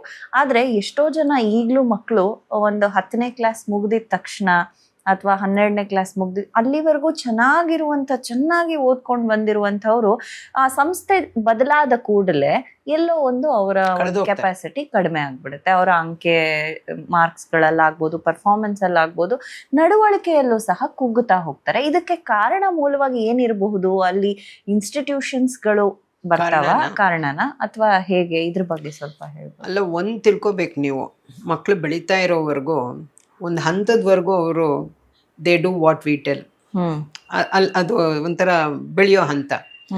ಬಟ್ ಈ ಟೀನೇಜ್ ಇದೆಯಲ್ಲ, ಇವಾಗ 11 yearsಗೆ ಶುರು ಆಗ್ಬಿಡುತ್ತೆ. ಫರ್ಗೆಟ್ ಅಬೌಟ್ 16-17 ಎಲ್ಲ ಇಲ್ಲ, 11ಗೆ ನಾನು ನೋಡ್ತೀನಿ ಮಕ್ಕಳಲ್ಲಿ ಎಂಥ ಚೇಂಜಸ್ ಆಗುತ್ತೆ ಅಂತಂದರೆ ಡ್ರಾಸ್ಟಿಕ್ ಆಗಿ ಚೇಂಜ್ ಆಗುತ್ತೆ. ಅದಕ್ಕೆ ಕಾರಣ ಏನಂದರೆ ಅವರಲ್ಲಿ ಸೃಷ್ಟಿಯಾಗೋ ಹಾರ್ಮೋನ್ಸ್ ಒಂದು, ಬಯೋಲಾಜಿಕಲಿ ಅದು. ಬಟ್ ನಾನು ಒಂದು ಪ್ರಶ್ನೆ ಕೇಳ್ತೀನಿ, ನಮ್ಗೆಲ್ಲನೂ ಆಗಲಿಲ್ವಾ, ನಾವೆಲ್ಲ ಆ ಸ್ಟೇಜ್ ಪಾಸ್ ಮಾಡ್ಕೊಂಡು ಬರಲಿಲ್ವಾ ಅಂತ ಕೇಳ್ತೀನಿ ನಾನು. ಆದರೆ ನಮಗೆ ಈ ರೀತಿಯಾದ ಎನ್ವೈರ್ನ್ಮೆಂಟ್ ಇರಲಿಲ್ಲ ಸೊಸೈಟಿದು, ಹೌದು, ಈ ರೀತಿಯಾದ ಒಂದು ಎಕ್ಸ್ಪೋಜರ್ ಇರಲಿಲ್ಲ ನಮಗೆ. ಬಹಳ ಒಂದು ಕಟ್ಟುಪಾಡು ಕಟ್ಟುನಿಟ್ಟೊಳಗೆ ಇಷ್ಟೇ ಪ್ರಪಂಚ ಅನ್ನೋ ಥರ ನಾವು ಬಂದ್ವಿ.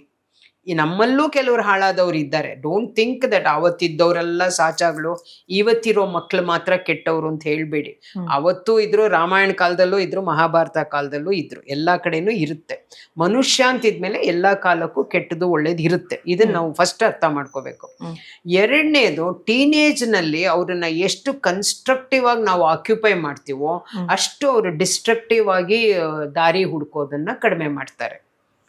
ಇದಕ್ಕೆ ಏನ್ ಮಾಡ್ತಾರೆ ಪೇರೆಂಟ್ಸ್ ಏನ್ ಅನ್ಕೊಂಡ್ಬಿಟ್ಟಿದ್ದಾರೆ ಅಂತಂದ್ರೆ, involving them in various activities is very important ಅಂದ್ಬಿಟ್ಟು ನೂರಾರು ಇದಕ್ಕೆ ಹಾಕ್ತಾರೆ. ಹಂಗಲ್ಲ, ಅವ್ರ ಜೊತೆ ತಾಯಿ ತಂದೆ ಒಂದು ಕಂಪ್ಯಾನಿಯನ್ಶಿಪ್ ನಲ್ಲಿ ಅವ್ರ ಜೊತೆ ಟೈಮ್ ಕಳಿಬೇಕು, ಅವ್ರ ಜೊತೆ ಇಂಟರಾಕ್ಟ್ ಮಾಡಬೇಕು. ನೀವು ಮಕ್ಕಳಲ್ಲಿ ಎಷ್ಟು ಸ್ಟೋರೀಸ್ ಹೇಳಿರ್ತೀರೋ ಅದಕ್ಕೆ 10ರಷ್ಟು ನಾವು ಮೋಟಿವೇಟಿಂಗ್ ಮಾತುಗಳನ್ನ 11 years ಇಂದ ಶುರು ಮಾಡ್ಕೊಂಡ್ಬಿಡ್ಬೇಕು. ನಾವು 11 years ಇಂದ ಶುರು ಮಾಡಿಕೊಂಡು ಅವರಲ್ಲಿ ಒಂದು ಗಟ್ಟಿಯಾದ ಒಂದು ವ್ಯಕ್ತಿತ್ವ ರೂಪಿಸಕ್ಕೆ ನಾವು ಪ್ರಯತ್ನ ಮಾಡಬೇಕು. ಇದು ಶಾಲೆಗಳಲ್ಲೂ ಆಗಬೇಕು. ನಿನ್ನನ್ನು ನೀನು ಕಂಡ್ಕೊ ಅನ್ನೋದು ಅದು ಬರಬೇಕದು. ವಿತ್ ಆಲ್ ದಿಸ್, ಈ ಮೊಬೈಲ್ ಫೋನ್ಸು, ಇದು ಆನ್ಲೈನ್ ಕೋಚಿಂಗ್ ಅಂತ ಹೇಳಿ ನಾವು ಕೋವಿಡ್ ಬಂದಮೇಲೆ ಸ್ವಲ್ಪ ಸ್ಥಿತಿ ಭಾಳನೇ ಹದಗೆಟ್ಟಿದೆ. ನನಗೆ ಒಂದೊಂದ್ಸಲ ನೋವಾಗುತ್ತೆ.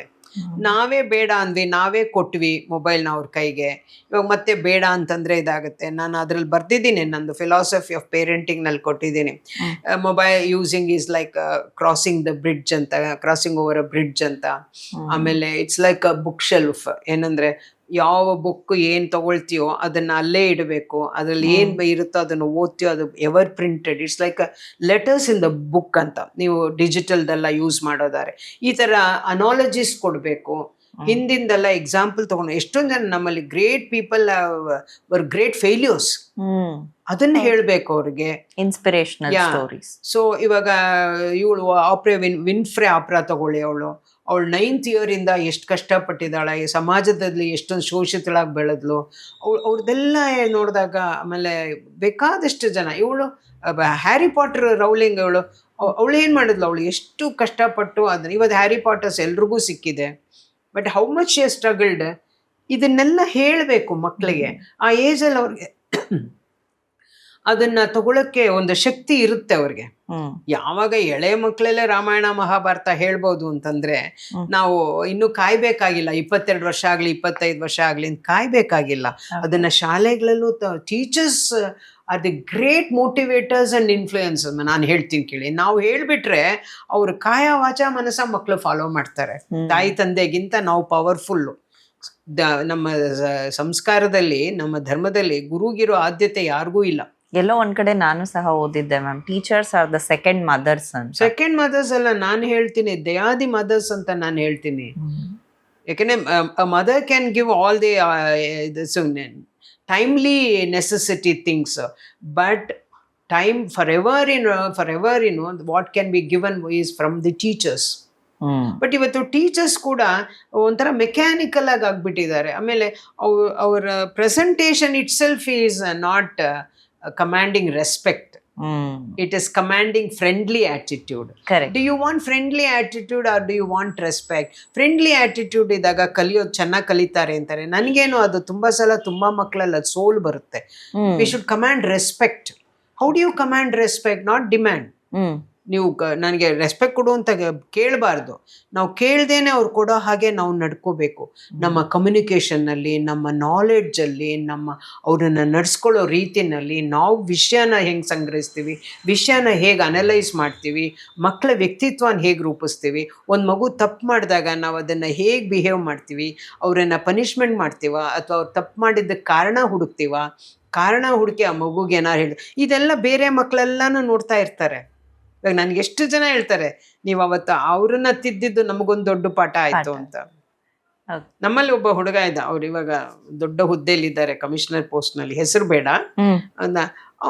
ತುಂಬಾ ಇಂಟೆಲಿಜೆಂಟ್ ಹುಡುಗ, ಅದು ಹೈಲಿ ಇಂಟೆಲಿಜೆಂಟ್. ಬಟ್ ಅವನಿಗೆ ಒಂದು ರೀತಿನಲ್ಲಿ ಈ ಲೆಫ್ಟಿಸ್ಟ್ ಇದನ್ನ ಅವನಿಗೆ ಯಾವುದೋ ಒಂದು ಮೂಲೆಯಿಂದ ಅವನ ತಲೆನಲ್ಲಿ ಯಾರೋ ಹೇರ್ತಾ ಇದ್ರು ಅವನಿಗೆ, ಅದು ಅವನ್ನ ಕಾಡ್ತಾ ಇತ್ತು. ಅವನು ಲೆಫ್ಟಿಸ್ಟ್ ಮತ್ತೆ ರೈಟಿಸ್ಟ್ ಬಗ್ಗೆ ಭಾರಿ ಯೋಚನೆ ಮಾಡ್ತಾ ಇದ್ದ ಹೊತ್ತು ಈ ಜಾತಿಗಳ ಬಗ್ಗೆ. ನಾನು ಒಂದು ದಿವಸ ನಂಗೆ ತುಂಬಾ ಬೇಜಾರಾಯ್ತು. ನಾನು I called him, I tell you like a mother, I am going to beat you. You are very intelligent, very nice boy, very successful boy ಆಗ್ತೀಯ ಮುಂದೆ ನೀನು. Hmm but why are you bothered about this particular thing? ಎಡ ಬಲ ಅನ್ಕೊಂಡು first ನಿನ್ footing strong ಆಗ್ಬೇಕಪ್ಪ. ಹ್ಮ್ ನಿನ್ footing strong ಆಗದೆ ಇವರೆಲ್ಲ ನಿಂಗೆ ಬಂದು ಅನ್ನ ಹಾಕ್ತಾರ ಅಂದ. ಇವರು ಹಾಕಲ್ಲ, ಅವರು ಹಾಕಲ್ಲ, ಯಾರು ಹಾಕಲ್ಲ ಅಂತ. Even today he remembers that and he has told, in fact he remembers at every inch of his life. And he got gold medal in economics from Bangalore University. He got 3 gold medals. Wow. PUC he got gold medal. IAS he got some 8th or 20th rank. He is holding a very high position today. So ಎಲ್ಲೋ ಒಂದ್ ಕಡೆ ಈ ರೀತಿಯಾದಂತಹ ಧೈರ್ಯ ಸ್ಥೈರ್ಯ ತುಂಬುವಂತಹ ಮಾರ್ಗದರ್ಶನ ನಾವು ಇತ್ತೀಚೆಗೆ ಕಳ್ಕೊಳ್ತಾ ಇದೀವಿ ಅಂತಾನೆ ಟೀಚರ್ಸ್ ಇನ್ವಾಲ್ವ್ಮೆಂಟ್ ಬೇಕಮ್ಮ. ಬರೀ ಲಿವಿಂಗ್ಗೆ ಎಜುಕೇಶನ್ ಕೊಡೋದಲ್ಲ, ಲೈಫ್ಗೆ ಎಜುಕೇಶನ್ ಕೊಡೋ ಟೀಚರ್ಸ್ನ ನಾವು ರೂಪಿಸ್ಬೇಕು. ಎಜುಕೇಟ್ ದ ಎಜುಕೇಟರ್ಸ್ ಅನ್ನೋ ಒಂದು ಇದು ಬರ್ಬೇಕಿವತ್ತು. ಅವರಿಗೆ ನಾವು ಜೀವನ ಅಂದ್ರೆ ಏನು ಅಂತ ಹೇಳಬೇಕು. ಬೇರೆ ಮಕ್ಕಳನ್ನ ನಿಮ್ಮ ಮಡಿಲ್ಗೆ ಹಾಕಿದ್ದೀವಿ, ಅದು ನಿಮ್ಮ ಮಕ್ಳಿಗಿಂತ ಶ್ರೇಷ್ಠ. ನೀವು ದೇವ್ರ ಪೂಜೆ ಏನಾದ್ರು ಮಾಡಬೇಕು, ದೇವಸ್ಥಾನಕ್ಕೆ ಹೋಗ್ಬೇಕು ಅಂದ್ರೆ ಹೋಗೋದೇನು ಬೇಕಿಲ್ಲ. ಈ ಮಗುನ ನಿಮ್ಮ ಮಗು ಅಂತ ಅನ್ಕೊಂಡು ನೀವು ಬೆಳೆಸಿದ್ರೆ ಅದೇ ದೇವಸ್ಥಾನಕ್ಕೆ ಹೋಗಿ ದೇವ್ರ ವರ ಪಡ್ಕೊಂಡಂಗೆ ಅಂತ ಹೇಳ್ಬೇಕು. ಎಂತ ಮಾತನ್ನಾಡಿದ್ರಿ ಮ್ಯಾಮ್, ನಿಜಕ್ಕೂ ಒಂದೊಳ್ಳೆ ಮೆಸೇಜ್ ಅನ್ನ ಕೊಟ್ಟಿದ್ದೀರಾ ಟೀಚರ್ಸ್ಗೆ.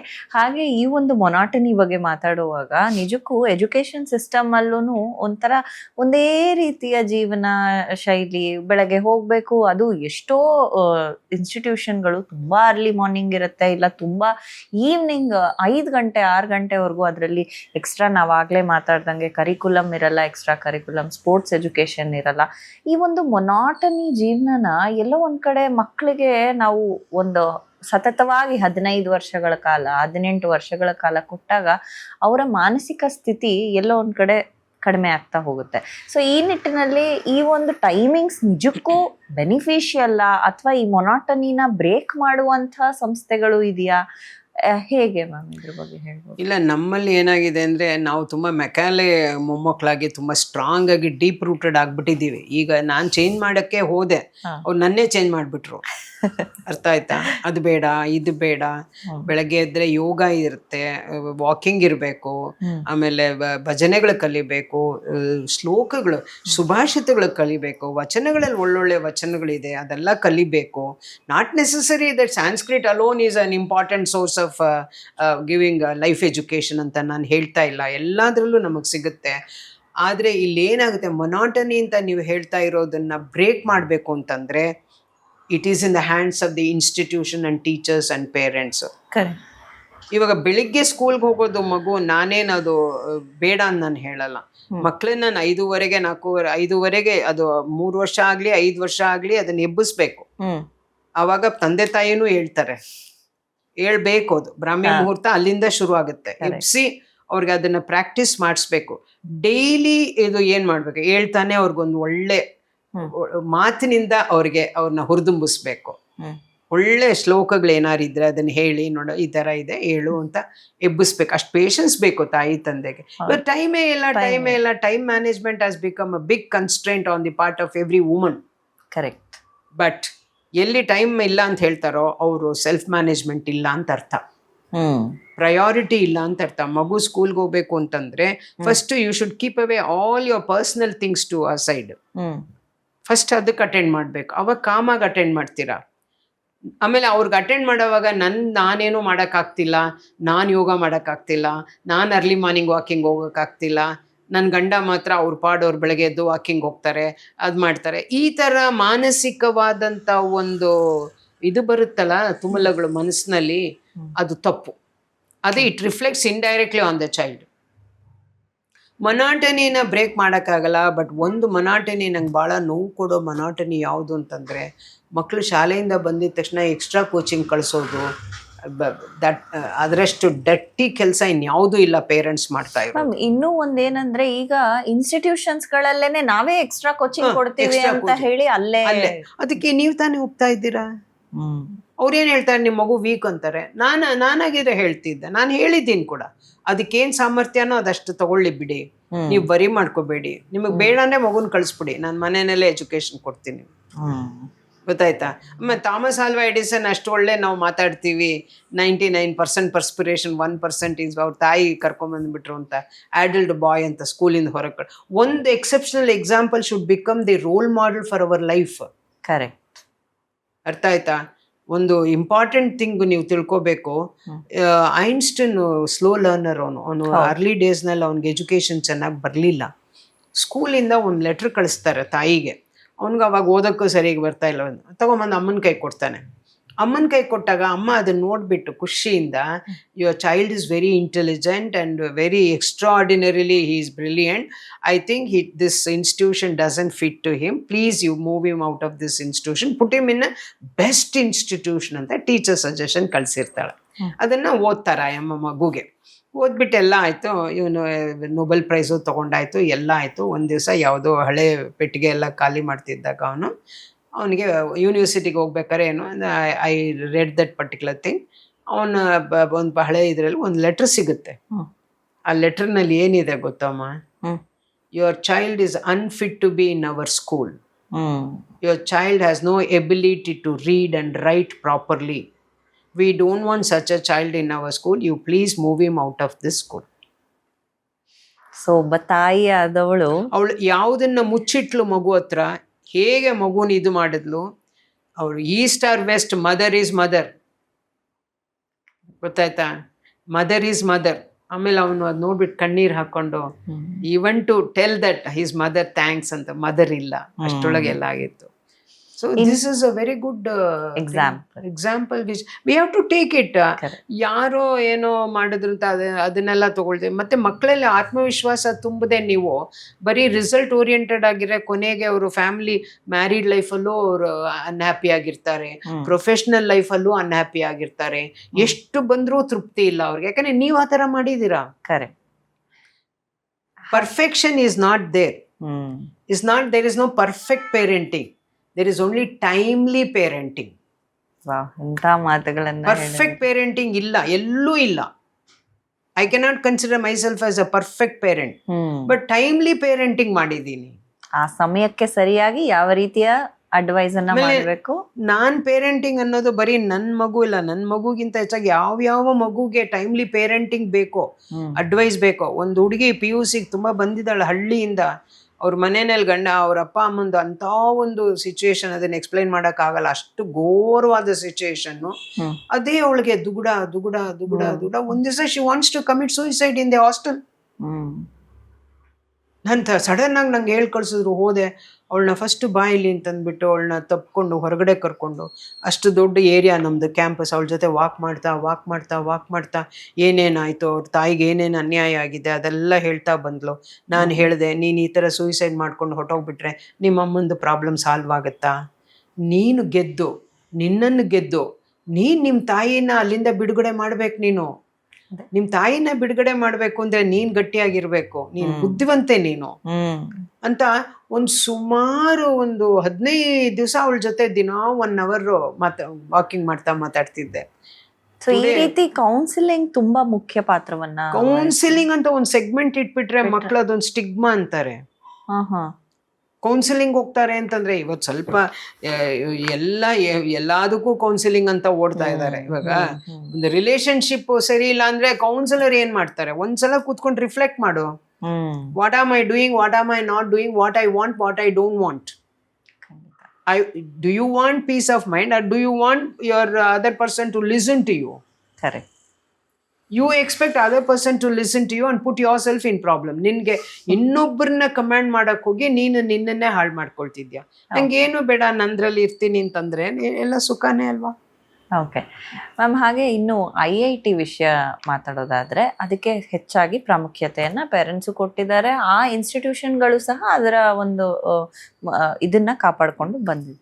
ಸೊ ಈ IITಯ ಕುರಿತಾಗಿ ಒಂದಷ್ಟು ಮಾಹಿತಿ ನಮ್ಮ ವಿದ್ಯಾರ್ಥಿಗಳಿಗೆ ಕೊಡೋದಾದ್ರೆ ಯಾವಾಗ ಚೂಸ್ ಮಾಡ್ಬೋದು, IITಗೆ ಹೋಗೋದಕ್ಕೆ ಪ್ರಮುಖ ಕ್ರೈಟೀರಿಯಾ ಏನು, ಇದರಲ್ಲಿರುವಂಥ ಏನಾದರೂ ಮಿತ್ಸ್ ಇದೆಯಾ? IITಗೆ ಹೋಗೋದಕ್ಕೆ ಆಗಲೇ ತಂದೆ ತಾಯಿಗೆ ಸಾಕಷ್ಟು ಮಾಹಿತಿಗಳು ನಮಗೆ ಇವತ್ತು ಆನ್ಲೈನಲ್ಲಿ ಎಲ್ಲ ಸಿಕ್ಬಿಡುತ್ತೆ ನಿಮ್ಗೆ. ಅದಕ್ಕೆ ಏನು ಎಷ್ಟು IITಗಳಿವೆ, ಹೌದು. ಏನು ಯಾವಾಗ ಎಕ್ಸಾಮ್ ನಡೆಸ್ತಾರೆ, ಒಂದೊಂದು ಇನ್ಸ್ಟಿಟ್ಯೂಟ್ನ ಒಂದೊಂದು ಥರ ನಡೆಸ್ತಾ ಇರ್ತಾರೆ.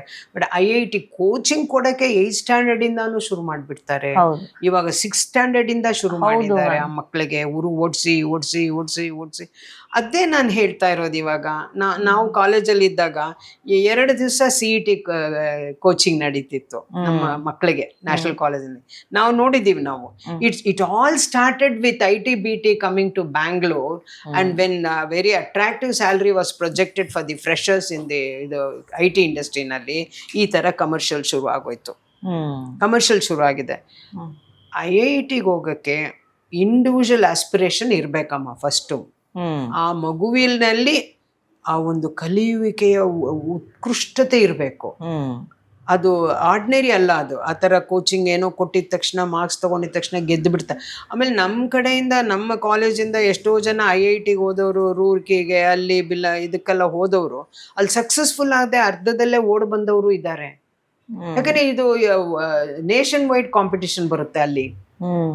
ಕೋಚಿಂಗ್ ಹೋದವರೇ ವಾಪಸ್ ಬಂದಿದ್ದಾರೆ. IIT ಕೋರ್ಸ್ಗೆ ಹೋಗಿ ವಾಪಸ್ ಬಂದವರಿದ್ದಾರೆ. IIT ಬೇಡ ಬೇಡ ಅಂದ್ಬಿಟ್ಟು ಮಾರ್ಕ್ಸ್ ತಗೊಂಡು ಹೋದವರು ಭಾಳ ಸಕ್ಸಸ್ಫುಲ್ ಆಗಿದ್ದಾರೆ. ಇದು ಅಂದ್ರೆ ಅರ್ಥ ಆಯ್ತಲ್ಲ. ಇಟ್ಸ್ ನಾಟ್ ದಟ್ ಕಲೆಕ್ಟಿವ್ ಆಗಿ ನಾವೇನಾದ್ರು ಒಂದು ಡೂಸ್ ಅಂಡ್ ಡೋನ್ಸ್ ಮಾಡಿಬಿಟ್ಟು IITಗೆ ಹೋಗಿ ಇಲ್ಲಿ ಹಿಂಗಿದೆ ಹಂಗಿದೆ ಅಂತ ಹೇಳಕ್ಕಾಗಲ್ಲ. ಇದು ಅವರಲ್ಲೇ ಕ್ರಿಟಿಕಲ್ ರೀಸನಿಂಗ್ ಇರಬೇಕು, ಅವರಲ್ಲೇ ಅನಾಲಿಟಿಕಲ್ ಮೈಂಡ್ ಇರಬೇಕು. ಅವರಿಗೆ ನಾನು I have to equip myself with further advanced knowledge ನನಗೆ ಬೇಕು, ನಾನು ಪಡ್ಕೋಬೇಕು, ನನ್ಗಿದು ಬೇಕು ಅಂತ ಅವ್ರು ಹಠ ಹಿಡಿಬೇಕು, ನನ್ಗಿದು ಬೇಕು ಅಂತ. ಸೊ ಇದು ಮೋರ್ ಆಫ್ ಇಂಡಿವಿಜುವಲಿಸ್ಟಿಕ್. ಅವನಲ್ಲಿ ಆ ಝೀಲ್ ಇದ್ರೆ, ಆ ಒಂದು ವಾಂಟ್ ಇದ್ರೆ, ಹೆಚ್ಚಾಗಿ ಅಡ್ವಾನ್ಸ್ ಸ್ಟಡೀಸ್ ಅನ್ನ ಮಾಡುವಂತವ್ರಾದ್ರೆ IIT ನೋಡಮ್ಮ. ಎಷ್ಟೋ ಲಕ್ಷ, 24 ಲಕ್ಷನ ಎಷ್ಟೋ I got the statistic correct ಆಗಿಲ್ಲ, ಲಕ್ಷ ಜನ ನೀಟ್ ತಗೊಳ್ತಾರೆ. ಅದರಲ್ಲಿ not even 1/10 of it they get medicine. ಏನ್ ಮಾಡ್ತೀವಿ? ಇಷ್ಟು ಜನ ಏನಕ್ಕೆ ವೇಸ್ಟ್ ಮಾಡಿದ್ರು? See, these are all very important things to reflect on that. ಹಾಗಂತ ಹೋಗ್ಬೇಡಿ ಅಂತೂ ಹೇಳಕ್ಕಾಗಲ್ಲ. ಬಟ್ ಅದು ಸಿಕ್ಲಿಲ್ಲ ಅಂತಂದ್ಬಿಟ್ಟು they should not get disappointed. ನಮಗೆ ಪ್ಯಾರಾಮೆಡಿಕಲ್ ಕೋರ್ಸಸ್ ಇದೆ, ಬೇಕಾದಷ್ಟು ಆಯುರ್ವೇದಿಕ್ ಕೋರ್ಸಸ್ ಇದೆ, ಮೆಡಿಕಲ್ ಕೋರ್ಸ್ನಲ್ಲೇ ನಮಗೆ ಬೇಕಾದಷ್ಟು ಡಿವಿಷನ್ಸ್ ಇದೆ. ಎಲ್ಲಾದರೂ ಒಂದು ಕಡೆ ಹೋಗಿ ಅದರಲ್ಲೇ ನಾವು ನೋಡೋಣ, ಕಲಿಯೋಣ ಅಂತಾರು ಬೇಕು. ಇಲ್ಲ ಅದನ್ನ ಬಿಟ್ಬಿಟ್ಟು ನಾನು ಪ್ಯೂರ್ ಸೈನ್ಸ್ಗೆ ಹೋಗ್ತೀನಿ. ಇವತ್ತು ಪ್ಯೂರ್ ಸೈನ್ಸ್ ಟೇಕರ್ಸೇ ಇಲ್ಲಮ್ಮ. ನಾಳೆ ದಿವಸ ನೀನು ಹೇಗೆ ನೀನು ಪ್ಯೂರ್ ಸೈನ್ಸ್ ಇಲ್ಲದೆ ಔಟ್ಕಮ್ ಆಫ್ ಸೈನ್ಸ್ನ ಏನು ಮಾಡ್ತೀಯ? ಈಗ ಪ್ರೆಷರ್ ಇದ್ರೇನೇನೆ ಮೂವ್ ಆಗುತ್ತೆ ಅಂತಂದಾಗ ಸ್ಟೀಮ್ ಇಂಜಿನ್ನು ಹಾಗೆ ಅವ್ನು ಕಂಡಿಡ್ತಿತ್ತು ಅಲ್ವಾ, ಪ್ರೆಷರ್ ಕುಕ್ಕರು ಹಾಗೆ ನಿಮಗೆ basic principles of reasoning science ಇಲ್ಲ ಅಂದ್ಬಿಟ್ರೆ ಮುಂದೆ ಹೇಗೆ ನೀವು ಬರೀ ಟೆಕ್ನಾಲಜಿ ಡಿಜಿಟಲ್ ವರ್ಲ್ಡ್ ಅಲ್ಲೇ ಮುಂದಕ್ಕೆ ಹೋಗಕ್ಕಾಗುತ್ತಾ? ಖಂಡಿತ. There is a stop. ಎಲ್ಲೋ ಒಂದು ಎಂಡ್ಗೆ ಹೋಗಿ ನಿಲ್ಬೇಕಾಗತ್ತೆ ನಾವು. ಹೌದು, ಖಂಡಿತ. ಬಹಳಷ್ಟು ವಿಷಯಗಳನ್ನ ತಿಳಿಸ್ಕೊಟ್ಟಿದ್ದೀರಾ. ಇನ್ನು ಕೊನೆಯದಾಗಿ, ನೀವು ಇಷ್ಟು ವರ್ಷಗಳ ಕಾಲ ಶಿಕ್ಷಣ ಕ್ಷೇತ್ರದಲ್ಲಿ ಇಷ್ಟೆಲ್ಲ ಅಪಾರ ಕೊಡುಗೆಯನ್ನ ನೀಡಿದ್ದೀರಿ. ನಮ್ಮ ಇಂದಿನ ಸಮಾಜಕ್ಕೆ, ಇಂದಿನ ಪೇರೆಂಟ್ಸ್ಗಾಗ್ಬೋದು, ಮಕ್ಕಳಿಗಾಗ್ಬೋದು, ಈಗ ರಿಸಲ್ಟ್ಸ್ ಅನ್ನ ಪಡ್ಕೊಳ್ತಾ ಇದ್ದಾರೆ. ತಮ್ಮ ಮನೋಧೈರ್ಯವನ್ನ ಕುಗ್ಗದೆ ಮುಂದೆ ಹೇಗೆ ನಡಿಬೇಕು ಅನ್ನೋದ್ರ ಬಗ್ಗೆ 1-2 ಮಾತುಗಳಲ್ಲಿ ನೀವು ಹೇಳೋದಾದ್ರೆ ಫೈನಲ್ ಆಗಿ ಏನು ಹೇಳ್ತೀವಿ? ಇಲ್ಲ, ನಾನು ಹೇಳೋದು ಎಲ್ರಿಗೂ ಕೂಡ, ತಾಯಿ ತಂದೆ ಆಗ್ಬೋದು, ಟೀಚರ್ಸ್ ಆಗ್ಬೋದು, ಮಕ್ಕಳಾಗ್ಬೋದು, education, formal education is important. Formal education is as an information it comes. But ಆದರೆ ಇಲ್ಲಿ ನಮಗೆ ಬೇಕಾಗಿರೋದು ಲೈಫ್ ಎಜುಕೇಷನ್ನು ಬೇಕು. Life education is very important even to take formal education forward. ಬರೀ ಇದಿಲ್ಲ. ಅದಕ್ಕೆ ಒಂದು ತಿಳ್ಕೊಳ್ಳಿ ನೀವು, ಸಕ್ಸಸ್ ಅಂದರೆ ಏನು ಅಂತಂದರೆ ನೋಯಿಂಗ್ ದೈ ಸೆಲ್ಫ್. ನಿಮ್ಮನ್ನೇ ನೀವು ತಿಳ್ಕೊಳ್ಳೋದೇ ಸಕ್ಸಸ್. ಯಶಸ್ಸು ಯಾವುದು ಅಂತಂದರೆ ನೀವು ತಾಯಿ ತಂದೆಯಾಗಿ ನೀವು ಮಕ್ಕಳಲ್ಲಿ ಬಯಸೋದೇನು ಅಂತ ಫಸ್ಟ್ ನೀವು ತಿಳ್ಕೋಬೇಕು. ಟೀಚರ್ಸ್ ಆಗಿ ನಾವು ಏನನ್ನು ಕೊಡಬೇಕು ಅಂತ ನಾವು ತಿಳ್ಕೋಬೇಕು. ಮಕ್ಕಳು ಅವರಲ್ಲಿ ಯಾವುದು ಗಟ್ಟಿ ಇದೆ, ಯಾವುದು ಟೊಳ್ಳು, ಯಾವುದು ಅವ್ರಿಗೆ ಶಕ್ತಿ ಇದೆ, ಯಾವುರಲ್ಲಿ ಅವರಿಗೆ ಅಶಕ್ತತೆ ಇದೆ ಅಂತ ತಿಳ್ಕೊಂಡು ಮಕ್ಕಳು ಕೂಡ ಅದರ ಬಗ್ಗೆ ತಂದೆ ತಾಯಿ ಜೊತೆ ಬಹಳ ಮನಸ್ಸು ಬಿಚ್ಚಿ ಮಾತಾಡಬೇಕು. ಇವತ್ತು ನಾವು ಮಾತಾಡಲ್ಲ ಸರಿಗೆ. Interaction is not there, dialogue is not there, discussion is not there. Only monologue, ಒಂದೇ ಕಡೆಯಿಂದ ಬರುತ್ತೆ ಧ್ವನಿ. ಆ ಒಂದೇ ದಿಕ್ಕಿನಿಂದ ಬರೋ ಧ್ವನಿ ಬಹಳ ಅಪಾಯವಾದ ಧ್ವನಿ. ಬಹುಶಃ ಎಲ್ಲರೂ ಕೂಡಿ ಮಕ್ಕಳನ್ನು ಬಹಳ ಸಂತೋಷವಾಗಿ ಅವ್ರು ಬದುಕೋದಕ್ಕೆ ಮಾಡೋಣ. ಯಶಸ್ವಿಯಾಗಿ ಆಗೋದು ಭಾಳ ದೊಡ್ಡ ವಿಷಯ ಏನಲ್ಲ, ಆದರೆ ಅವರಲ್ಲಿ ಸಂತೋಷವಾಗಿ ಆನಂದವಾಗಿ ಬದುಕೋದನ್ನು ನಾವು ಕೊಡಬೇಕು. ಸೋಲು ಗೆಲುವು ಜೀವನದ ಒಂದು ಅನಿವಾರ್ಯ ತಿರುವುಗಳು. ಅದನ್ನು ಎದುರಿಸೋ ಶಕ್ತಿ ಕೊಡಬೇಕು ಅವ್ರಿಗೆ. ಸೋಲಲ್ಲೂ ಗೆಲುವಿದೆ ಅಂತ ಹೇಳಬೇಕು, ಅಂತ ಗೆಲುವಲ್ಲೂ ಸೋಲಿದೆ, ಗೆಲುವನ್ನೇ ನೀನು ನನ್ನದು ಅಂದ್ಕೊಂಡ್ಬಿಟ್ರೆ ಅಲ್ಲಿ ನಿನಗೆ ಸೋಲಿದೆ ಅಂತ ಹೇಳಿ ಅವ್ರಿಗೆ ಇಂಥ ಶಿಕ್ಷಣ ಕೊಡೋದ್ರಿಂದ ಬಹುಶಃ ಮಕ್ಕಳು ಆರೋಗ್ಯವಾಗಿರ್ತಾರೆ, ಸಮಾಜನೂ ಆರೋಗ್ಯವಾಗಿರುತ್ತೆ. ನಿಜಕ್ಕೂ ಬಹಳ ಅದ್ಭುತವಾದಂಥ ಮಾತುಗಳನ್ನ ಹೇಳಿದ್ರಿ ಮ್ಯಾಮ್. ನಮ್ಮ ಪರಿವಾರ ಎಷ್ಟು ಮುಖ್ಯವಾದ ಪಾತ್ರವನ್ನ ವಹಿಸುತ್ತೆ, ಅದರಿಂದಾಗಿ ಒಬ್ಬ ವಿದ್ಯಾರ್ಥಿಯ ಜೀವನ ಮುಂದೆ ರೂಪುಗೊಳ್ಳೋದಕ್ಕೆ ಸಹಾಯ ಆಗುತ್ತೆ ಅಂತ ತಿಳಿಸ್ಕೊಟ್ರಿ. ನಮ್ಮ ಪೇರೆಂಟ್ಸ್ಗಳ ಕಡೆಯಿಂದ, ವಿದ್ಯಾರ್ಥಿಗಳ ಕಡೆಯಿಂದ ನಿಮ್ಮೆಲ್ಲ ಈ ಮಾರ್ಗದರ್ಶನದ ಮಾತುಗಳಿಗಾಗಿ ಧನ್ಯವಾದಗಳು ಮ್ಯಾಮ್. ನಿಮಗೂ ಅಷ್ಟೇ ಶ್ವೇತಾ. ನಿಮ್ಮ ಸುಮನ್ ಟಿ ವಿಯವರು ಇಷ್ಟೊಳ್ಳೆ ಕಾರ್ಯಕ್ರಮ ಮಾಡಿ, ಆಮೇಲೆ ನೀನು ಅಷ್ಟೇ ತುಂಬ ಒಳ್ಳೊಳ್ಳೆ ಪ್ರಶ್ನೆಗಳು ಕೇಳಿದ್ಯಾ. ಸಮಾಜವನ್ನು ಪ್ರತಿಬಿಂಬಿಸಿ ಪ್ರತಿನಿಧಿಸಿ ಅವರ ಸಮಸ್ಯೆಯನ್ನು ನಿನ್ನ ಸಮಸ್ಯೆ ಅಂತ ಅಂದ್ಕೊಂಡು ನನ್ನ ಹತ್ರ ಈ ಪ್ರಶ್ನೆ ಕೇಳಿದ್ಯಾ. ನನಗೆ ಗೊತ್ತಿದ್ದಷ್ಟು, ನಾನು ಅನುಭವಿಸಿದಷ್ಟು, ನಾನು ಜೀವನದಲ್ಲಿ ಪಡ್ಕೊಂಡಷ್ಟು ನಾನು ನಿಮ್ಮ ಜೊತೆ ಹಂಚ್ಕೊಂಡಿದ್ದೀನಿ. ಇದಕ್ಕಿಂತ ಹೆಚ್ಚು ಇರ್ಬೋದು, ಅದನ್ನು ಕೂಡ ನೀವು ಕೇಳಿ ಮಕ್ಕಳಿಗೆ ಕೊಡ್ಬೋದು ಅಂತ ನನಗನ್ಸುತ್ತೆ. Thank you ma'am. Thank you. So ಇದಾಗಿತ್ತು ಈ ಹೊತ್ತಿನ ವಿಶೇಷ ಸಂಚಿಕೆ. ಮುಂದಿನ ಕಾರ್ಯಕ್ರಮದಲ್ಲಿ ಮತ್ತೆ ಭೇಟಿ ಆಗ್ತೀನಿ. ಅಲ್ಲಿವರೆಗೂ ನೋಡ್ತಾ ಇರಿ ಸುಮನ್ ಟಿವಿ ಕನ್ನಡ.